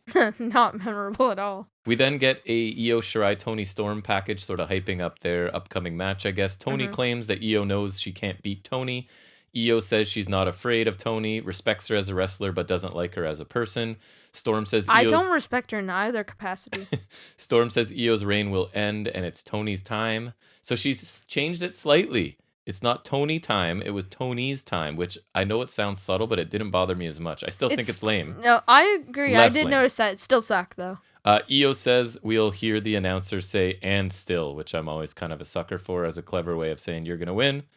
No, I think we will absolutely hear that, but What'd you think of this package? I thought it was good, and I think you were talking about, like, there's that slight scary possibility that Io's gonna lose. There's a non-zero chance, right? Like, right. There's just the slightest chance. The package I thought was good, but I think like you, I'm not super interested in this. I don't find Storm credible at this point. I think if she was gonna win, she should have won at TakeOver. Yeah, I don't see anyone in Io's level, and I'm not just saying that because we really like Io. They have potential, like Gonzalez. They seemed like they could, if they wanted to get behind Dakota Kai, I'd believe it. A few other people, right? Like that's what I'm saying. They should have brought in Mako Satomura because like she's pretty cool and legitimate. Maybe Taya when she gets there, just push for her. Sure Taya. I think, but that one requires them to be patient. So it's this weird situation where I feel like the division is stacked, but they're not really doing a good job of building contenders for Io. I think the Ty Valkyrie thing, I think that's the best option. Yeah. But I think it also requires a bit of patience on their side because, like, she has to debut. Well, she has to train a bit, I think, maybe in the Pro Center. She has to debut. She has to, like, be built up, right? So I think it requires them to be a little patient. I want to see some cool vignettes leading to her debut because they could do something with it. I'm wondering if they can keep the Ty Valkyrie name. I'm wondering if she used it before Impact. I would hope so, because I like the name and it's recognizable. They'll at least go with Taya, I bet you, somehow. Yeah. Maybe spell it differently, I don't know. Because there's already a Valkyrie now in the UK, right? So I think. Is there? I think so. I think that's her name. But they probably don't care too much about UK. We then get a match that I was actually really looking forward to. So that is the Women's Tag Team Championship match. Which isn't the main event? Between, Dakota Kai. I'm almost wondering if the men's tag title match is supposed to be the main event, but then now they can't do that. So I'm wondering if they move the non-title tag match to the opener, and then I think Balor, Roderick Strong might be improvised. You think so? Yeah, just because I feel like it kind of ties into that feud, but it also feels random at the same time. A little bit. So we're getting Kai and Raquel Gonzalez versus Nia Jax and Shayna Baszler. And it starts out with Kai and Shayna. One of these people is not like the others. Kai and Shayna are in the ring first, but Shayna really quickly tags Nia Jax, and we were already disappointed. Why would you do that? It went from like two people I would really like to see interact to not so much. But saying that, Nia does throw Kai around a little bit, throws her across the ring, hits a corner splash, and then she tags out. So she wasn't in for too long. Baszler kind of toys with Kai and takes her down and begins working her arm. And then she goes for the arm stomp that I think she used on that one of the early ones, right? Yeah, that kayfabe injured Kai, I think, one of the earlier matches. So she goes for it again here, but misses it and then takes a slap from Kai. We get a flurry by Dakota until Shayna throws her out of the ring. So all four end up outside the ring, kind of staring at each other, heading into the commercial break. Back from the commercial, we have Kai and Gonzalez double teaming Nia Jax. Shayna knocks Kai face first onto the apron and drags her to the floor. And then back in the ring, Jax applies a stretch muffler and ragdolling Kai, which I actually thought looked cool, just because she's just swinging Dakota Kai around. Kai should have been, because it looked like her face is tapping the turnbuckle, though. Yeah. That's my only complaint there. Well, that one's coming up. Back to the left knee of Kai with the stretch muffler again, and then, swinging her into the turnbuckle. Sorry, I thought you were mentioning it already. That's okay. It was right after. It's not a big deal. We get what I thought, and you did too, because we actually watched it again. The sloppy press slam by Nia, where she just kind of fumbled it as she was about to drop her, and kind of dropped her right on her shoulders, on her left shoulder, I think it was. Didn't look good. What a surprise. Dakota Kai. We love you, Nia. Right, with a kick to the leg and then the head to Baszler, and Kai makes the hot tag to Gonzalez. Also, Baszler's wearing a cool attire. Yep. We get a drop kick, clothesline, fall-away slam, corner splash, elbows, and a swinging power slam by Gonzalez. Quite a flurry indeed. Yeah, I seem to remember it being pretty good. I don't remember it specifically, even though you just mentioned it, but it was pretty good. It was. I remember that at least. Baszler tags out, and we finally get the Haas fight, sort of the two... that we totally wanted. Larger partners now face off for the first time in the ring. We get corner spears by Gonzalez, but Nia shoves her down and tags out. So that did not last long. They kind of made a big deal, like these two monsters, and then it was a very quick interaction, and away we go. We get a choke applied by Baszler, but Gonzalez escapes and hits a boot. Tag to Dakota Kai and a toss into a kick for a near fall that Jax has to come in and break up. Gonzalez is clotheslined to the outside by Jax now. Kai is getting choked out again, but she gets to the corner and tags. We get a ref bump, and Gonzalez and Nia battle on the floor, and it's kind of over top of the announce table. And then Akira Fuda clutch. You know what's funny is the announce table kind of collapsed in the women's triple threat takeover, but it was able to support the weight of Raquel and Nia here. They've corrected the problem, I guess. The Akira Fuda clutch applied again by Baszler. This time, a new ref, which they have to go out of their way to point out later that this was a WWE Raw official. Right, and Kai is not legal here. Runs in, and Dakota Kai is basically out, and the match is over, and Baszler and Jax retain. What did you think?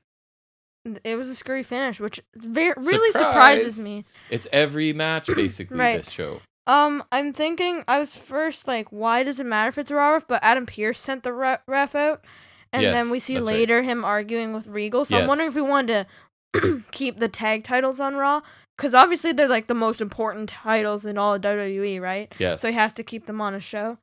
But I mean, that could be interesting, maybe. And then also the NXT women's tag titles would come into play here, because I guess I'll just mention it. Yeah, go ahead. Regal's announcement, he said it was because of this match. You're right. And so if Pierce is like, oh, I want to keep the tag titles on Raw and SmackDown or whatever, then Regal will be like, all right, I'll make my own titles, sucker, you know? Yeah, so that makes sense too. I thought it meant that maybe they were leading towards another match at Mania. We were like joking about like a 2 ref. Yeah, one ref from each company to keep this. Right. right? And like the refs pointing at the WrestleMania poster, and then I was suggesting like both the refs sit on the respective team's shoulders, and they're like and point at the WrestleMania sign. Yeah. I thought Jax looked kind of good dominating Kai, because Kai is so small and she sells really well. Yeah, she looked good, but also bad. Yeah, when she dropped her, it didn't look good. But I thought Gonzalez got almost really nothing here, and I was hoping that this was going to be like further a coming out party for her. But really, if you look at this match, it was basically the heels dominating Dakota Kai for most of it. So I'm wondering, is this supposed to be, when we look back on it, kind of the first crack in the Kai Gonzalez partnership? Because, I mean, if you wanted to go that route, Gonzalez could be blaming Kai for this loss, right? She seemed to be in the majority of the match. She took the pinfall, or didn't take the pinfall, but she passed out or whatever it was. That was not really her fault. But no, like, but heels. Right, heels. Exactly, heel logic. And going out of their way to point out the ref was from Raw is clearly for some reason, so I guess we'll find out going forward what that is, right? Mm-hmm. And yet again, not really a clean match, or a clean finish to a match on this show. WWE is great at subtlety, right? So so subtle. Yeah, I thought the match was fine, but there's a lot of sloppiness and did not meet my expectations. Yeah, me either. I was really hoping for more here. I was looking forward to it. We both were, because they had done a cool build for it, right? But there's, I don't know. At least between Baszler and Kai, there's a lot of history, and then Gonzalez is great. Notice how I'm not mentioning Nia Jax. Yeah, I don't know. I felt like this was going to be the chance for Gonzalez, but they really didn't do a lot with her. I was a bit confused. Yeah. So we head back to the therapy session with the Way minus Johnny at this point. It's like they knew exactly what I wanted. Right. Austin Theory says Dexter just needs a friend, right? That he's for the 1,000th time in the last few weeks, that he's misunderstood and needs a friend. And Indy then quickly volunteers to be more than Loomis's friend if he needs it. Yeah, she'll be like, I'll be his friend with plus benefits. And again, I think she's doing an okay job in her role here. It was like kind of funny, but like also we get it. Candace reminds them of all of Loomis's kidnappings. As her phone's like buzzing off. Yeah, so we find out that all of this is coming from texts from Johnny. Yeah, there's the one. There's the one where like she slips up and then like gets caught. Yeah. that it's her. Or so that it's not her, that it's basically Johnny. So Candace and Indy are now thrown out of the session as well, and it's just Theory remaining. What did you think of this? I think Indy was actually pretty good, even though like the material's not, but it was less funny, obviously, because it just feels like the same shtick over and over again. The idea... good, but still fine. The idea that Johnny gets obsessed with things, I kind of like, and he does a good job. So him constantly texting was okay. But for me, this is just more of the same stuff, right? Like Theory going, he just wants friends, and her going, I just want to date him, sort of thing. And it was just another way of presenting that. And it's like, as if you didn't know already, we're going to beat you over the head with it once again. I don't think the performances are bad. It's just the storyline in general has lost my interest a little bit. Yeah. We then head to a studio where Isaiah Scott is making music with a random person is in the booth with him. She leaves, and he talks about how Leon Ruff has been handed opportunities while he gets nothing, and that this is all... Yeah, he does, like... Ruff, he like stumbles and whatever and manages to come out with a North American Championship, and then he has to scratch and claw to get nothing. Yep, and it's all fun. Which I really liked. It's all fun and games and easy for Ruff, but he should never mess with someone that cares less than he does. Swerve says that he is a dangerous savage, and he is now different and just doesn't care anymore. So you like this? I really liked it. I also like this, and I really like his character change so far. I hope that it's so logical too, right? Which is an oddity in WWE. Because he's not wrong. Like he's been there a while and not getting a lot of attention. I more so agree with him. So I hope he quickly disposes of Ruff and moves on to something more prominent, because I think he's amazing in the ring. And his character I like. Right, he's finally coming into his own as a character. But what a surprise. We much prefer somebody as a heel than a face. Shocking for us. Yeah. Shocking development. And then it's time for the NXT debut of LA Knight. Or so we think. Yeah, he says that people compare him to Tom Brady, but Brady wishes he was as good at his job as LA Knight is in wrestling. Knight wasn't a first-round pick either, but he's still going to shine. He gets the job done, and he's the last of a dying breed, which rings a bell with me. I feel like this is somebody else's catchphrase as well that he's borrowing. I haven't had time to check it. If you get a second. I know somebody else uses this, and I don't think it's just LA Knight. But anyways, people already say he might be the best NXT star of all time. Don't call him the GOAT. That's played out. Call him LA Knight. So then Bronson Reed's music hits as he hits the ring for his match. As Knight is still in the ring and Knight's just kind of standing in the corner, you can tell he is put out by this, that Reed is making his entrance when LA Knight is not done or feels he isn't done. So right away, you sort of get an indication of where this is going. I thought he has a great voice. He has awesome confidence. I thought this was a fine introductory promo. It looks like he's going to start out with Bronson Reed, basically, it seems, after Reed basically interrupted the promo with his entrance for the match. What did you think of LA Knight tonight? I thought it was fine. It was fine, but I thought I didn't really love the Tom Brady part. No, because I haven't heard people saying that, but yeah. I don't know. But anyways. And I found it funny. He's like, people are already saying I'm the best in NXT, even though he's literally done nothing. Although if he's going heel, I don't mind that, right? Yeah. I guess. It was fine. Yeah. He's a good talker and a confident guy, so a welcome addition, I guess. Yeah. We then get Bronson Reed versus Cameron Grimes. As we said, Bronson had already made his entrance. Cameron Grimes. So Grimes immediately tries to pay off Reed, but then hits him instead. That was kind of funny. We get kicks from Grimes, but Reed drops him, just kind of picks him up and drops him through the ropes to the outside. Reed sits on Grimes for 2 at one point as we're back in the ring, heading to commercial break. I thought the commercial break was oddly right in the middle of this, not very short match. I didn't really appreciate it, but after the break, we returned to see Grimes hit Reed with an enziguri. Grimes gets a 2 count on a sweet, that Spanish fly crossbody that we forgot the name of because I think you found that it has a name. Yeah, I was in 2K because I gave it to my custom guy and now I forgot. Grimes kind of employs a ground and pound strategy here, followed by a crossface and a stomp to Reed's hand. We get kicks to Reed, who then fires up and runs over Grimes after connecting with some forearms. Corner splash by Reed and a big clothesline to drop Cameron Grimes at this point. Grimes uses an up kick and tries to escape, but Reed hits a suicide dive. Knight comes back, distracts the ref. What a shocker. Knocks Reed off the ropes, and Grimes hits the cave-in for the win. I am very happy the cave-in is being very protected still, which I like. What did you think of this? I wasn't a huge fan of this match, and honestly, a distraction finish doesn't really help this for me, because it's feeling really overused in this show. So, not really a huge fan. I'm honestly wondering if this is going to be LA Knight's first feud. And I'm honestly fine with Bronson Reed being used in that role. For now, I don't mind it either. I thought this was a decent TV match. I was kind of starting to like it, but again, we get another WWE main roster style finish that I guess at least we can say it's establishing Knight as a heel and giving him an opponent, right? So it's, I guess for a reason you could say. Grimes got a win, which I'm happy about. Still, it's like the cave-ins being protected, which I'm happy about. And I really think because we're watching closely and taking notes, like we really notice the similar finishes. I'm wondering if I was just sitting down and watching it because I'm watching it, not to actually take notes, if I would notice. But once you do, right, it gets kind of annoying. Like this seems to be, they're just going back to that well over and over again. Mm-hmm. We then get a relatively quick Kaden Carter. She's interviewed about Casey Catanzaro's. I just want to say her part of her eyebrows are like painted red or whatever. Yeah, and then she's always wearing contact lenses that change her eye color. Yeah, and I don't understand. It's not like she has like a crazy person gimmick or anything. She's a normal person, and she's just always wearing like eye contact. I just finally noticed really the eyebrow thing. I don't know if it's new. I just noticed it this week. No, as well. I don't.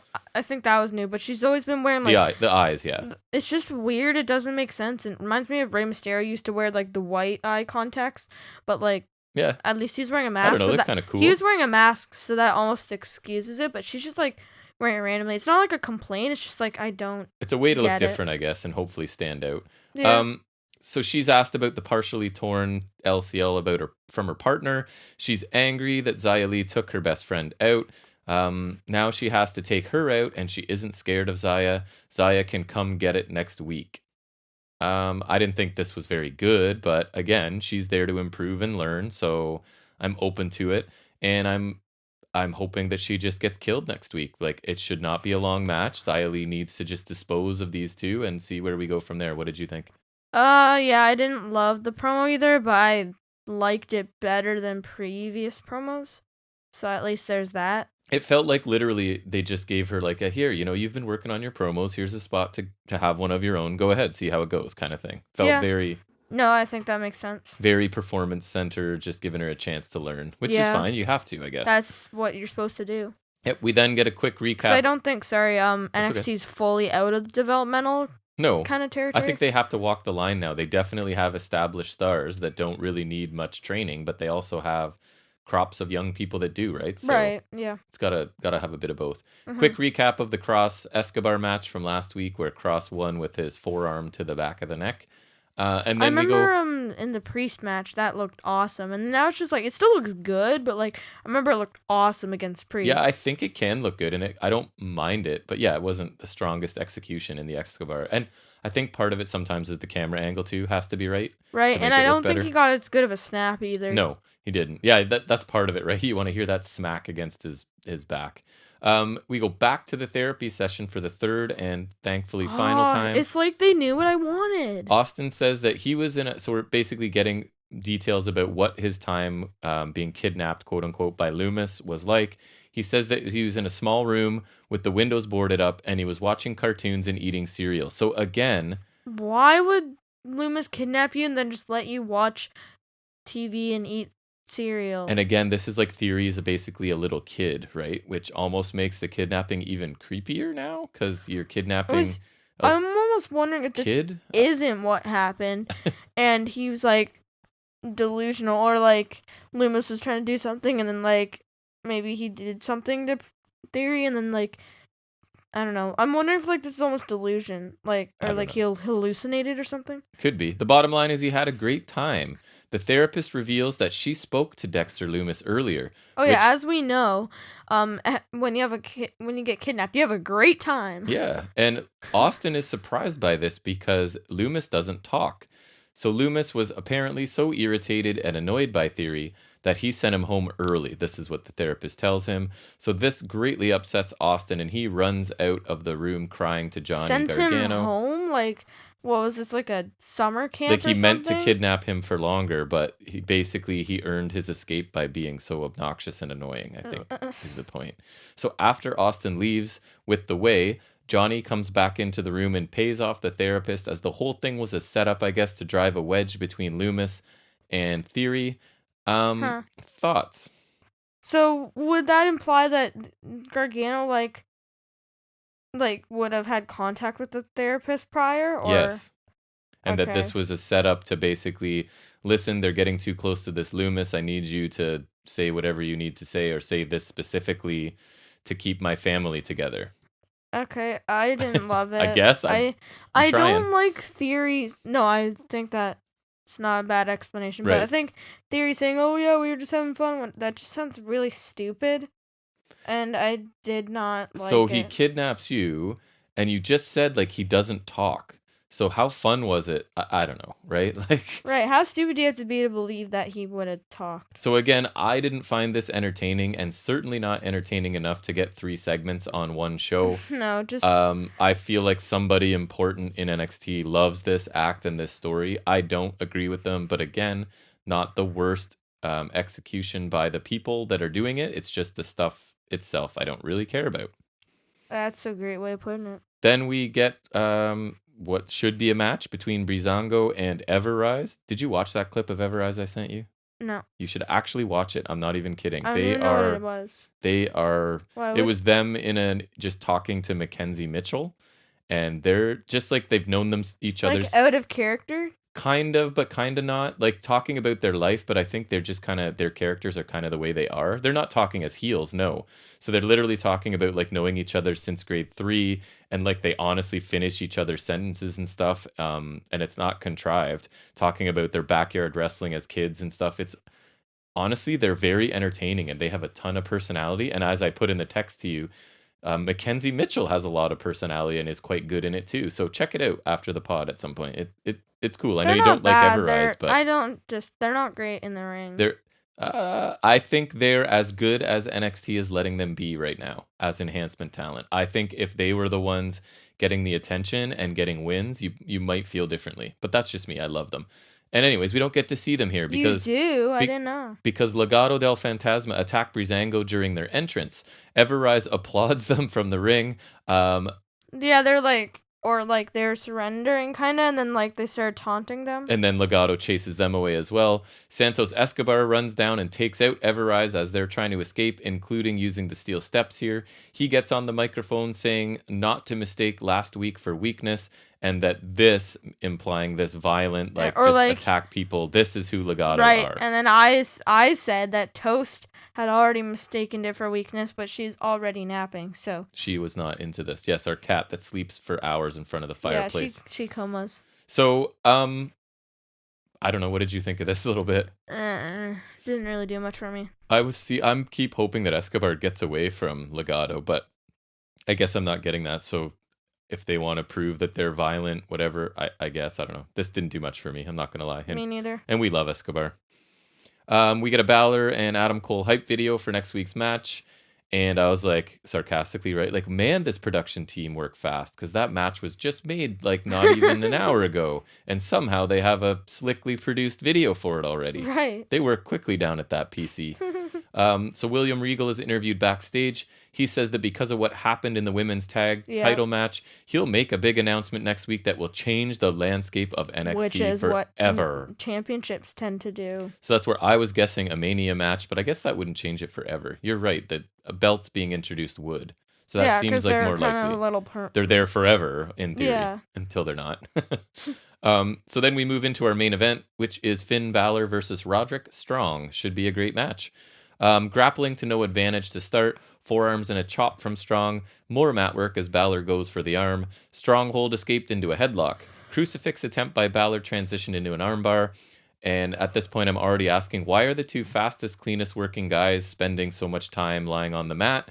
Backbreaker by Strong. They're not bad at it, but that's not where, it's a lot of it. That's not really where Strong usually works. Backbreaker by Strong. Finally, I think you're getting a tone of how I felt about this. Heading into a commercial. Back from commercial with both men in the corner now. Chops and forearms from Strong before Balor takes over by attacking the arm and landing a kick. Balor works on the shoulder some more, and Roddy escapes to the apron. More arm work, and when will they start moving around the ring is what I'm asking at this point. Power slam by Strong to break the hold. Clubbing forearms by Strong and another backbreaker. Balor regains the advantage, and we're back on the mat in a hold. Chops to Roddy in the corner. Clothesline by Strong coming out of the corner. Suplex slam by Strong and running forearms as he does from corner to corner, forearming the guy as he's leaning on the ropes in the middle. Olympic slam and double underhook powerbomb for 2, so action definitely picks up here near the end. Sling blade out of nowhere. Shotgun kick caught into a stronghold and then into a pin attempt. Double stomp by Balor. Pele by Balor, shotgun dropkick and coup de grace, and 1916 for the win. Your thoughts, sir? I thought it was kind of slow first. I think you were kind of going in that trend. Yeah. But picked up towards the end and was about as good as a TV match around here is gonna get. Yeah. So. I feel like I may have a hot take on this, as they say. I did not like this match. And I feel like I'm going to go listen to other people talk about it when we're done this, and they're going to love it. For me, I think it was like average. You took two of the fastest, cleanest, fittest guys that can like have a high-speed match forever. They can work 1,000,000 miles an hour, and you had them sit in holds on the mat for 85% of this match. I know the last bit of my summary, it sounds crazy, but that like crazy action... But like that was like the last 2 minutes. Yeah. The 85% of this match was them on the floor, on the mat, which is fine. But these guys are like two of the fastest guys, right? And two of the fittest guys. They could have an hour-long match, no problem. And this is what you gave me. So the final 3 minutes, I'll say, were awesome. But getting to that point was pretty disappointing for me. So I'm really curious to hear and read what other people thought of this match, because I mean, I like both of these guys, and they are capable of 1,000 matches better than this, in my opinion. What did you think overall of the show? I thought the show was fine overall. I think the way were not great, but I think that's more material. The women's tag title match, disappointed me greatly. I thought LA Knight was fine. Swerve was great actually. Ember Moon and Aaliyah sucked. Yep. The opener was fine. The main event was fine. A lot of fines, not a lot of greatness. I think like a B- for me. Okay. You are the positive one here, my son. overall, I was not a big fan of this show. I was pretty disappointed by the main event that I would have, not that I was looking forward to because we didn't know, but as soon as it was announced, I'm like, that should be awesome. I was disappointed by the women's tag match considerably. The Way stuff being 3 times was not good for me. I don't enjoy it. Ember Moon match was pretty straight up bad, I'd have to say. What did I really enjoy on this show? The Grimes Reed match was fine, I guess. So I thought this was a weak show. I was pretty disappointed, and maybe I'm being harsh, but I'm giving it a C, which is really low for me. I'm interested to see how other people feel about it. So that's what I'm going to be doing this evening, is listening and reading and seeing what people think. Because maybe I was just in a bad mood, but honestly, it was just like, I don't know what mattered really on this show, to be honest with you. So I gave it a C, and we'll see. You're like me. I know, we've switched roles. I'm the very harsh one, but I left the main event left a bad taste in my mouth, man. Honestly, there was just, I don't know, those guys are capable of such amazing action, and you just had them grappling for 90% of the match. So anyways, as I've already said. So let's transition into our next segment, which is, as always, is Any Other Wrestling Business. Yeah.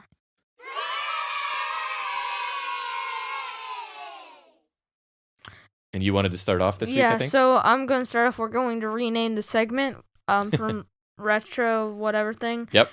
To Pro Wrestling Rewind, so that it doesn't always... Yeah, it leaves us more options. If we want to talk about something from 2 weeks ago, we can. Or 20 years ago, we can, right? So I like it too. So the Pro Wrestling Rewind this week. Yes, number 3. So we'll just classify it as all one thing. We're going to venture over to New Japan Pro Wrestling. I think this is from 2019, Wrestle Kingdom 13. Right. Kazuchika Okada versus my boy, Switchblade, Jay White. And a bit of context, you were telling me, right? I think we should fill people in. Okay, about Okada specifically at this point. Like, what's going on with them? Okay, so, I think 2018, Wrestle Kingdom is when Jay White debuted, so, and then he was let into the Chaos faction led by Okada. Right. And Okada was, I think, in the midst of his feud with Kenny Omega.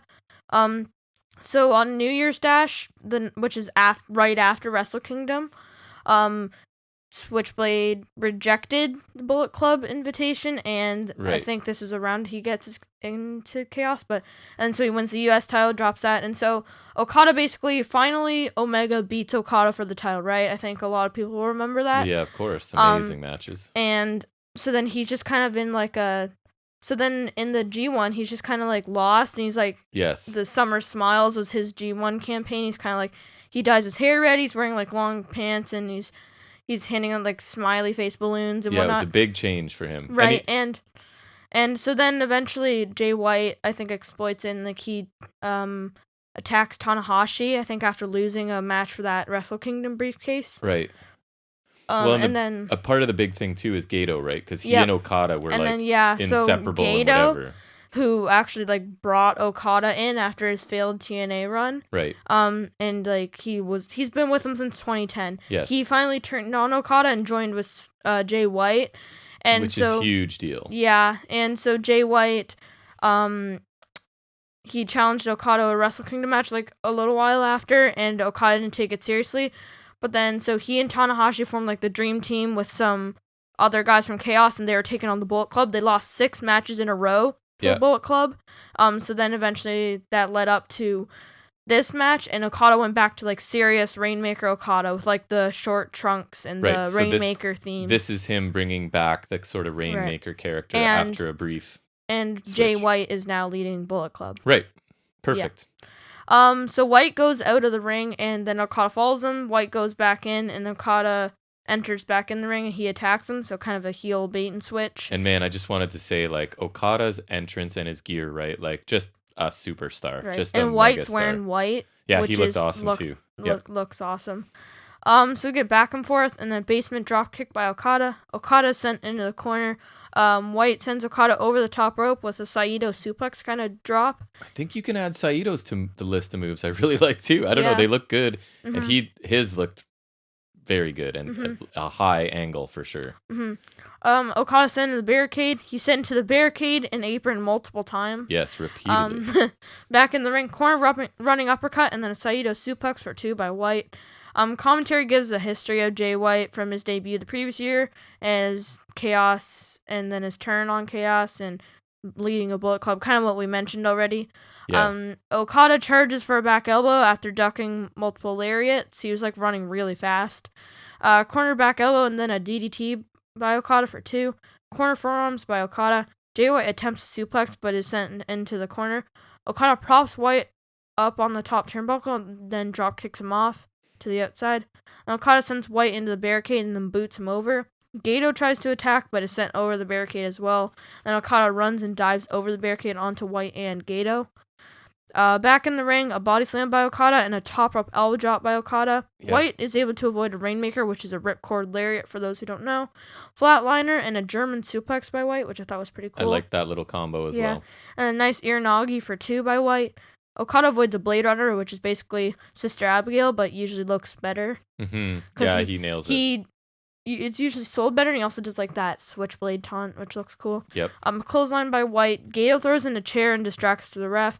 White misses a chair shot, and Gato is taken out. 2 drop kicks by Okada. White counters a Rainmaker into a half and half suplex. There you go.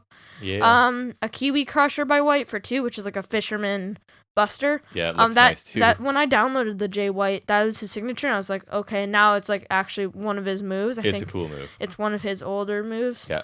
So that's cool. Okada avoids a Blade Runner and hits a Tombstone Piledriver, which I think is one of his signature moves. It is. A boot by Okada, chop by White, strikes by White.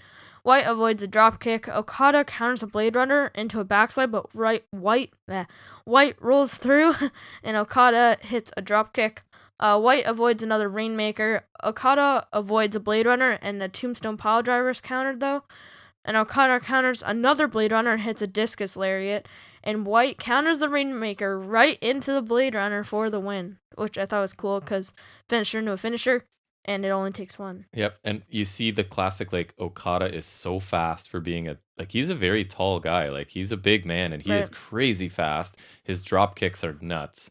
Right, and I liked it, like, he wasn't taking White seriously, and then, like, he did, but then, like, he just barely got outclassed by White. I thought that was kind of cool at the end. And you have to, in my opinion, you've got to be a special talent to get a clothesline over as your, like, this devastating finisher that people will avoid at all costs, right? Like, that's pretty, it's just a ripcord clothesline, and it's like a crazy huge move for him.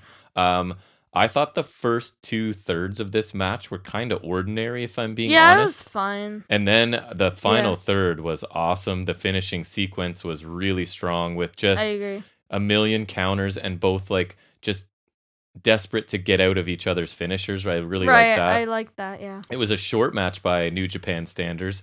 I was surprised, if I'm being honest. I think because I picked up in the commentary during the match, they did say that this was the only non-title match on the card for this show. So that might explain why it didn't get a ton of time. Yeah, they did say that. I imagine at the time, as a major New Japan fan, this would have been a big deal, right? Considering Gato's long storied history. Yeah, and then White's still relatively new, and Okada's, like, Okada coming back to serious Okada, you would think, right? So this was a good match, but I know for a fact that there are way better matches this in New Japan. And I think part of what would make it a bigger match is being really into New Japan at that time and being really into the story and the whole Gato betrayal and stuff. So I thought the match was good, and I really liked the last part, but I didn't think it was amazing. It didn't blow me away or anything. What about you? Letter grade? Ooh, if I had to give it a letter grade, probably a B. Just because New Japan, I know the quality of their stuff is really high. So I'm going to say that's about a B match for them. I would say, so the match was good, and the finish was great as well. I thought it started kind of slow, and I was doubting it a bit, but in the middle and towards the end, it really picked up. I like that from all those tag matches. They really knew each other well and countered each other's finishers, like, many times. The finish followed suit with White countering Okada's finisher into his own. And when taken right, the Blade Runner always looks awesome. Yes. All in all, a good match. I would say I liked it a little more, so I'd give it like a B+. That's good. So, these guys are both amazing. I don't think they're capable of doing anything bad if they were working together because they're major talents. So, it was a fun watch. 14, 15 minutes? I think it was like 13 or something. Yeah, so a quick watch, and the last little bit is really fun if anyone wants to check it out. It's available out there. Mm-hmm. Good job. We found it on Facebook of all places, I think. That's where we watched it, yeah, on somebody's Facebook. Thanks, Facebook. Let's talk some Ring of Honor from early in the week. It's kind of funny. It's one of the last things we do, but technically I think it's on Sunday, right? So I could be watching it tomorrow. Technically it's the first thing. It is the first thing, yes. So we get a package to start the show this week promoting that this is the championship edition of ROH and highlighting the Rush and Shane Taylor main event. Rush, sorry, yes. I thought this was a solid hype package to start the show. We are then taken backstage where LFI, La Facción Ingubernables, are talking about their upcoming match. Rush says that they will humiliate their opponents as Kenny King and Amy Rose arrive. Who's Amy Rose? She's like the manager.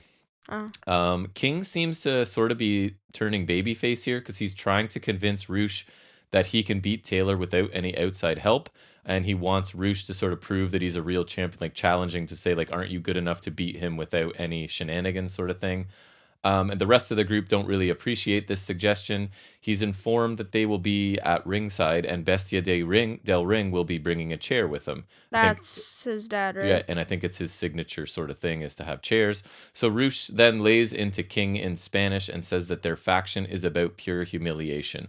So they're not even like heels, they're beyond that. Like they'll cheat and do whatever even if they don't have to, which I kind of have time for, to be honest. It's different, right? Yeah, it's kind of what so even your heels in New Japan have done before. Like right, they're just evil. Yeah, it's even like your MJF. He's like he only cheats if he's like has to and he's like desperate, right? Nope, these guys will just do it just because they can. Right. Yeah, I think there was like GBH, which is like Maccabee, and yeah. I think there was Chaos. Yep, there's been a few factions that do it. Well, Chaos was like actually no, that was like I don't think it was kind of like that because there's Yano and like Takashi Iizuka, I think is his name. Yeah. But like also then it was weird because like some of them were like that, and then there's also Nakamura who wasn't in, but like he's like not that. Right. He's kind of like the respectful heel, but anyways. Yep. I know what you're talking. Because I think there's also the Japan Ingobernables, which is like Naito. And I think it's the same idea. And Hiromu Takahashi, and I think even Rush is in that one too. Yeah. So basically, as everyone's leaving the locker room, Dragon Lee and Bestia del Ring sort of tell King to sort of think as they're on their way out. I thought it was kind of interesting. So Kenny King he needs something new. He's been pretty much the same character I remember from years and years ago. I also like that LFI are really open, right, about their goal is just to humiliate people. They're just an evil group, and it makes sense that a member within that group might get tired of it, right? If you just sort of go, well, do we really need to be doing this all the time? Like, we can beat people without doing this because they're talented guys, right? So I thought that was a bit interesting. We then get Quinn McKay a little bit later than normally in the show. Yay. She talks about tonight's main event and the fact that Shane Taylor won the 6-man titles last week and could win the ROH title tonight. Oh yeah, now it's a champion versus champion That's match. Right. Kenny King, Dragon Lee, and Amy Rose are then shown standing in front of the ring. Or a ring. I don't know if it's the actual ring because it's just a promotional thing. King says that they are one. Yeah, it's kind of like like they have on Raw. Remember, there's like that weird promo kind of ring. That's deal. Basically what this felt like. King says they're one win away from domination, and that they would beat Jay Lethal and Jonathan Gresham in a pure match. They all put their fists together to end the segment. I mean, like the Shield. This was really short and okay, but it seemed unnecessary because we just had a segment with them, and then this one was it like the Shield? I guess it didn't seem to further anything. Not like the Shield were the first ones to do that, you know. No, but I mean, like that's what it was. Yeah. So I don't know. I didn't feel like this was necessary. It wasn't bad. The Shield were the best ones to do that. Lethal and Gresham are then shown standing in front of the same ring, and they get their chance to speak. Basically, they're saying it's a pure rules match, so they have the advantage. Sorry, I'm just saying. Like, were these filmed like live? The promos like in kayfabe, or like it's like imagine like LFI then like they see the Lethal and Gresham coming in and then like start fighting or something. No, it's more like, okay, you're done. Next group in. Let's go. So basically, they're saying that to lose, Kenny King and Dragon Lee would have to out wrestle them, and that just won't happen. So they're very confident because they have the pure rules to support them in their title defense. We then do get the match, and it's Lethal and Gresham versus Kenny King and Dragon Lee of LFI. So the story was that the heels quickly use up their rope breaks and even their 1 punch warning. Wait, it's a Pure Rules tag match? Yes. So how would like the tags work? Is it like any different or? So the only differences are if you break up pinfalls, it counts as your rope breaks as well. Oh, right. I remember so then you would get DQ'd after so many. I remember you talking about this the one time, and like they had to like choose. Oh, okay. So LFI that's interesting. Obviously use their punch to the face early on, and they use a couple of their rope breaks early on. The finish comes when Lethal goes for a dive to the outside onto King, but King moves and Lethal accidentally takes out Amy Rose. And Lethal is the only one concerned about her. Like LFI don't even really care. They're just trying to win the match, right? So Lethal's out there distracted. The referee also is a bit concerned about Amy Rose, so he's distracted and turns his back on the action in the ring, which you can't do when it's LFI. So Dragon Lee then punches Gresham in the face, which would have been a DQ because they'd already used their one punch. The only problem was the punch looked pretty bad, and it's actually the finish right there. So like just he punched him, and he punches him, and it wins the match, and they retain the championships. Because the idea was this is them really, really cheating, right? Because the ref's distracted. This punch would be a DQ. I thought it would be because Bestia del Ring had a chair. No, they went back to the punch. They're trying to use the pure rules, make more of a point. Yes, that like they don't care about the rules, and that they can even work around them. And anyways, I was kind of disappointed overall. Wait, LFI won, just to be clear, right? Yes. Okay. I was looking forward to the match. It didn't really deliver for me. The finishing punch, as I said, looked weak.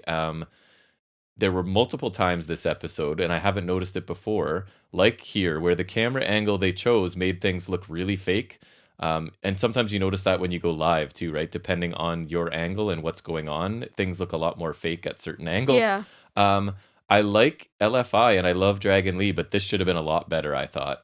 So King is a tag champ now, but seems to have issues with the faction, which I think that kind of makes it more interesting. Me too, but wait till the show goes on. Even though I don't. Because then I get confused. But I was the same way. Like, that's kind of an interesting story. He's showing signs of being unhappy with his group, but now he's won a tag title with them. So, you're right. I'm thinking, okay, cool. But then I get confused later, but we'll get there.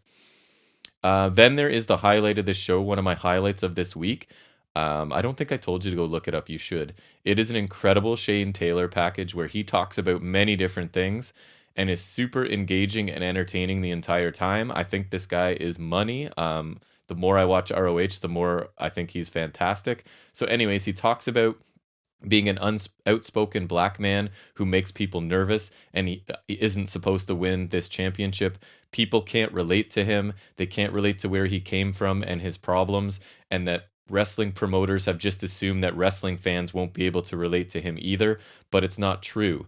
That basically the fans were given the chance to vote for a number one contender because they want a champion that can deliver night after night, and they voted for him. So he's almost turning this into like a babyface gimmick, and I can't believe it's going to work, but it is. Roosh is physical and brutal, but that was all Taylor saw growing up, and it won't intimidate him. He goes on further and ends that he's basically the uncrowned champion, and tonight he's going to make it official. I didn't really do it justice. This guy is so intense and real. So either this is his real story of his life, which I think it is, or he's just amazing at convincing us that it is. Either way, it's fantastic. I recommend checking out this promo. I'm sure it's easily available online. Shane Taylor, he's awesome. So then we do get Shane Taylor versus Roosh for the ROH Championship.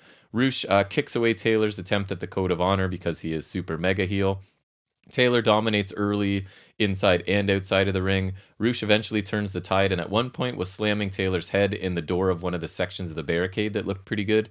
Roosh then, as I've seen him do a few times, and I haven't seen Roosh much, I think it's one of his signatures, he grabs some cables from under the ring and uses them to choke Taylor. So the ref gives him a lot of leeway, and they sort of point out that it's to give Taylor a chance, right? Because if you ask Shane Taylor, do you want us to DQ Roosh for choking you with cables? He would say no, right? Because then his title shot is over. So the idea is the referee is just allowing it to give Taylor a chance. There's action back and forth until Roosh hits the ref with a forearm and acts as if it was accidental. Bestia del Ring hands Roosh a chair. There it is. And Kenny King, who had been doing commentary for this match, he rushes to the ring to stand in Roosh's way. So the storyline is further developing. King gets the chair, swings it at Roosh, but Roosh ducks, and so he ends up taking out Shane Taylor. King asks Roosh if he understands him now, and Roosh says yes. Wait, what? Yeah, exactly. I don't know. So, anyways, I'll come back to it. So then that leads to Roosh hitting his finisher, the Bull's Horns, for the win. What's and that? he retains. It's like a running shotgun dropkick, basically, to the guy in the corner. Oh, a dropkick. It does look good. He hits it pretty. He's really fast, and he hits it really hard. After the match, they celebrate as King looks down at Taylor and smiles before LFI leave the ring. What? So, yeah. So here's Doesn't that just like spin the face of everything they were doing earlier? Kind of, I think so. I tried to talk it out here in my reaction to the match. So I like this match, but I am a bit confused by the story surrounding it. I think that King and Taylor have a long, detailed history, but ROH never really pointed this out or reminded us. So I'm kind of disconnected a little bit. I feel like they do, but I honestly don't know. Part in the locker room where Kenny had doubts was a setup to do what? Or was Kenny sincere at that time and then changed his mind later? Or is now that he's a tag champion, you know what I mean? Like, I don't understand. Is he like, he knows he's stuck? Right. So is this the whole, like, he still feels the same way he did, but now he has tag belts, so he's got to kind of suck it up? Or was this all a plan to screw over Shane Taylor, but he didn't? I don't know. Anyways, I'm hoping they clarify it because I was a little bit lost. I was kind of getting into the Taylor being a reluctant member, and then they lost me here. Sorry, King. So anyways, Taylor is awesome. I hope he gets another chance since this was nowhere near a clean finish, right? I would imagine he may get another shot because there was a ton of shenanigans here. But again, that's what LFI does, and they are unapologetic about it, and they're basically going to tell you they're going to do it. And so I don't mind that either, really. Overall, this show was just solid for me, partly because ROH had hyped it a lot as like the championship episode, and the tag match didn't deliver for me, really. The main event was better. There was a lot of extra stuff happening that I don't think was necessary, and I don't quite understand, and not in a good way. You know, sometimes you don't quite get it, but you're like, I still am intrigued, and I think they're going to explain it. I'm not confident that that's the case, but we'll see. The highlight of the show for me was the Shane Taylor promo, and I give the entire show a grade of a B this week. Ooh. So, okay, nothing to rush out and see. Check out the Shane Taylor promo. The rest was decent. Did you have something else you wanted to sneak in here before? Yeah, I just got my main roster tidbit. Yes, go ahead, please. So people already know, but Bobby Lashley defeated The Miz in a lumberjack match on Raw. So he's WWE champion now. So our predictions, I think I made those predictions a couple weeks ago. I mean, not that was a genius prediction. It seemed pretty obvious this is where they were going. Yeah. But I'm happy with it. Bobby Lashley should be a champion. Good for him. Yeah. Daniel Bryan is going to face Roman Reigns for the Universal title at Fastlane because he defeated Jey Uso in a steel cage match on last night's SmackDown. So over under 5 minutes for that match. Over under 5 minutes. Longer or shorter? 5 minutes. Bryan against Reigns. Longer because it's probably going to be an actual match. I think that has actual potential. Maybe. We'll see. I think there's potential for a good match there. Buddy Murphy finally returns to TV and he loses to Cesaro. Of course. Another guy that just get your contract over and get out of there because he is awesome. Super talented. He looks amazing. Yeah. Yeah. His shorts are sick. We enjoy him. I just like them. One of our house show favorites. Yes. Carmella fires Reginald because of the Sasha Banks stuff, who's then rejected by Sasha Banks. Then he comes across Nia and Shayna. Shayna calls him a loser, and then Nia says he's kind of cute. So that's dumb. Yeah, great. I'm excited. Shayna Baszler lost to Charlotte on Raw. Of course. And then she lost to Bianca Belair on SmackDown. Of course. Well, you just need to say that she wrestled Charlotte. We assume anyone wrestling Charlotte loses, right? Okay, she wrestled Charlotte. And then we just know she lost. Yeah. So yeah, Shayna lost twice. That's not great. That's fun. Send her back to NXT, please. Yeah. That's it. I'm leaving that on a sad note there. Nice. All right, well, I guess we should tackle Impact, right? From sad to more sad. As our last wrestling. Who knows? Maybe it was amazing this week. We'll see. So the show starts, Impact Wrestling this week, with a recap of the Good Brothers storyline, as well as reminding us of Moose's win. Is that storyline like Finn Juice? Yes. Is that what you're referring to? Yeah, that's right. Okay. And Moose's win over Jake Something in what I thought was a pretty good main event last week. And the announcement of Moose versus Swan at the next pay-per-view. I always forget the names of the pay-per-views. Sacrifice? I believe that is correct. I like how the guy that doesn't watch it knows, and the guy that watches it every week doesn't remember. But yes, I think that is right. So I just know there's Good Brothers and Finn Juice at Sacrifice, so I'm just making an assumption. We start out with what I was hoping was going to be another hot opener, and it's the triple threat for the X Division #1 contender. It's Chris Bay versus Ace Austin versus Black Taurus, 3 of my favorites in this company, so I was pretty excited for this. Bay and Austin double team Taurus to start. It makes sense. They try and take down the powerhouse, choking him with their boots in the corner. Taurus slams one opponent on the other a couple of times in this match, kind of using one guy as a weapon against the other one. Bay and Austin tandem dive onto Decay at one point. We get some chain wrestling between Bay and Austin, which was cool, but I want more of these guys together, please.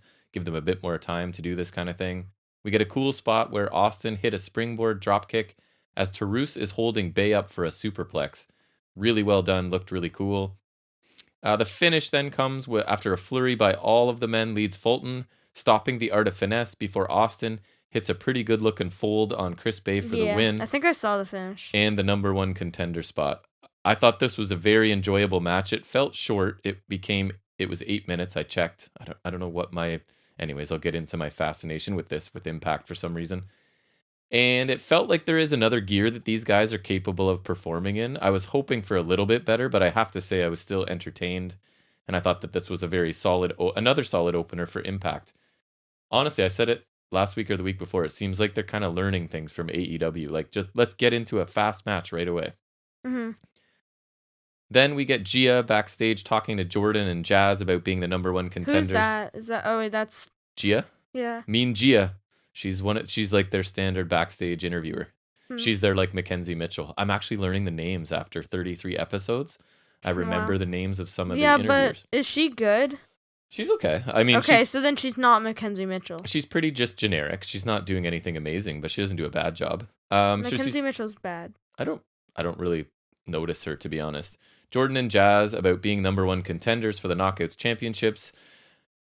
Then they talk about ODB being attacked, and they're sure that it was Deonna Purrazzo that did it. But who really cares? Fire and Flava show up and accuse Grace and Jazz of being unfocused and say that that's the reason that they're going to lose to Fire and Flava is because they're focused on other things. Jordan then sort of insults Fire and Flava, makes a callback to their disastrous celebration segment, and leaves to find Scott D'Amore to talk about adding Kiera Hogan to the match tonight. Fire and Flava were really good here. Just doing their come in and talk trash and just have their energy. I really liked it. The other two were okay. It doesn't put Jazz or ODB in the ring, so I'm okay with this development, right? We're going to get people I want to see in the ring, and the people involved in this story I don't want to see in the ring aren't, so it's okay. Cardona is working out in his ref shirt as Myers walks in backstage, and Cardona says he's stuck in the middle, but he's also going to call it down the middle. Myers suggests he call it down the middle-ish, which I thought was funny. And Myers, referring to the Myers' current gimmick, Cardona, referring to Myers' current gimmick, says it wouldn't be professional, and he pats Myers on the shoulder and walks out.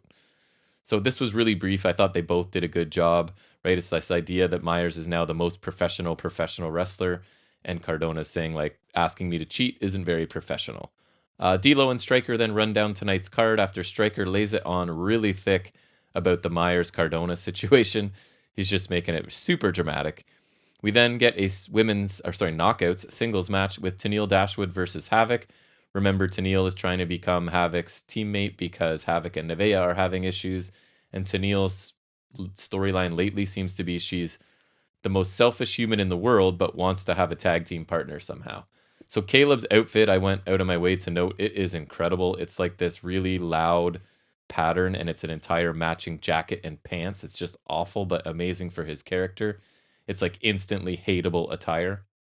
Tenille applies a submission in the ropes while posing for Caleb's pictures, which I thought was a nice touch. It'd be funnier if she actually posts them, because I follow her, but at least from what I've seen, I haven't seen anything. It'd be funny if she actually did post them. It kind of is a funny gimmick, right? Like, she's trying to wrestle a match while still being photogenic for her photographer who's constantly snapping pictures. Havoc showcases some of her impressive big woman offense. I really do like a lot of her offense. But eventually we get a distraction by Caleb and a spotlight kick by Tenille for the win. Nevaeh comes down after the match to attack. And Caleb lands a pretty nice... she attacks Caleb and lands a pretty nice DDT as Tenille sort of retreats to the back. Nevaeh then hugs Havoc and Tenille poses for pictures on the ramp. Actually a pretty good match, and it furthers the Havoc-Nevaeh situation. It continues to give Tenille something to do, which she's needed. It seems an odd choice to me that this got 3 more minutes than the opener did, but I also feel that I'm becoming obsessed with the match lengths at Impact. Right, so you get a number 1 contender X Division triple threat, and you go 8 minutes, and then you give Tenille and Havoc 11 or 12 minutes. There, to me, that was. I would have spent that time differently, but that's just me. Not that this was bad. Now I think it'd be interesting to time the WrestleMania matches. Yeah. Well, or at least find out the times. It's quick to find out. It's not hard to see them once they're done. We then get a lengthy Sami Callihan segment where he traveled to Trey Miguel's wrestling school. So Sami walks through, there's kind of pictures and plaques on the wall highlighting Trey's career, and he sort of gives his opinions on and tears Trey down for each one of them. He then heads to the actual gym, takes out some students before being confronted by, I think it's Trey's friend and one of the head trainers at the school. I didn't catch the name. Sandy ends up taking him out along with a couple other guys. And then finally another young wrestler comes in. I didn't catch his name. And Sami stops his attack. He says that he came to see this wrestler. And Sami convinces them to sort of hear him out, and they kind of walk away. Sami tells Trey not to worry. This guy is in good hands, and sort of they walk away as the segment ends. So this is kind of interesting for me because I loved and hated this.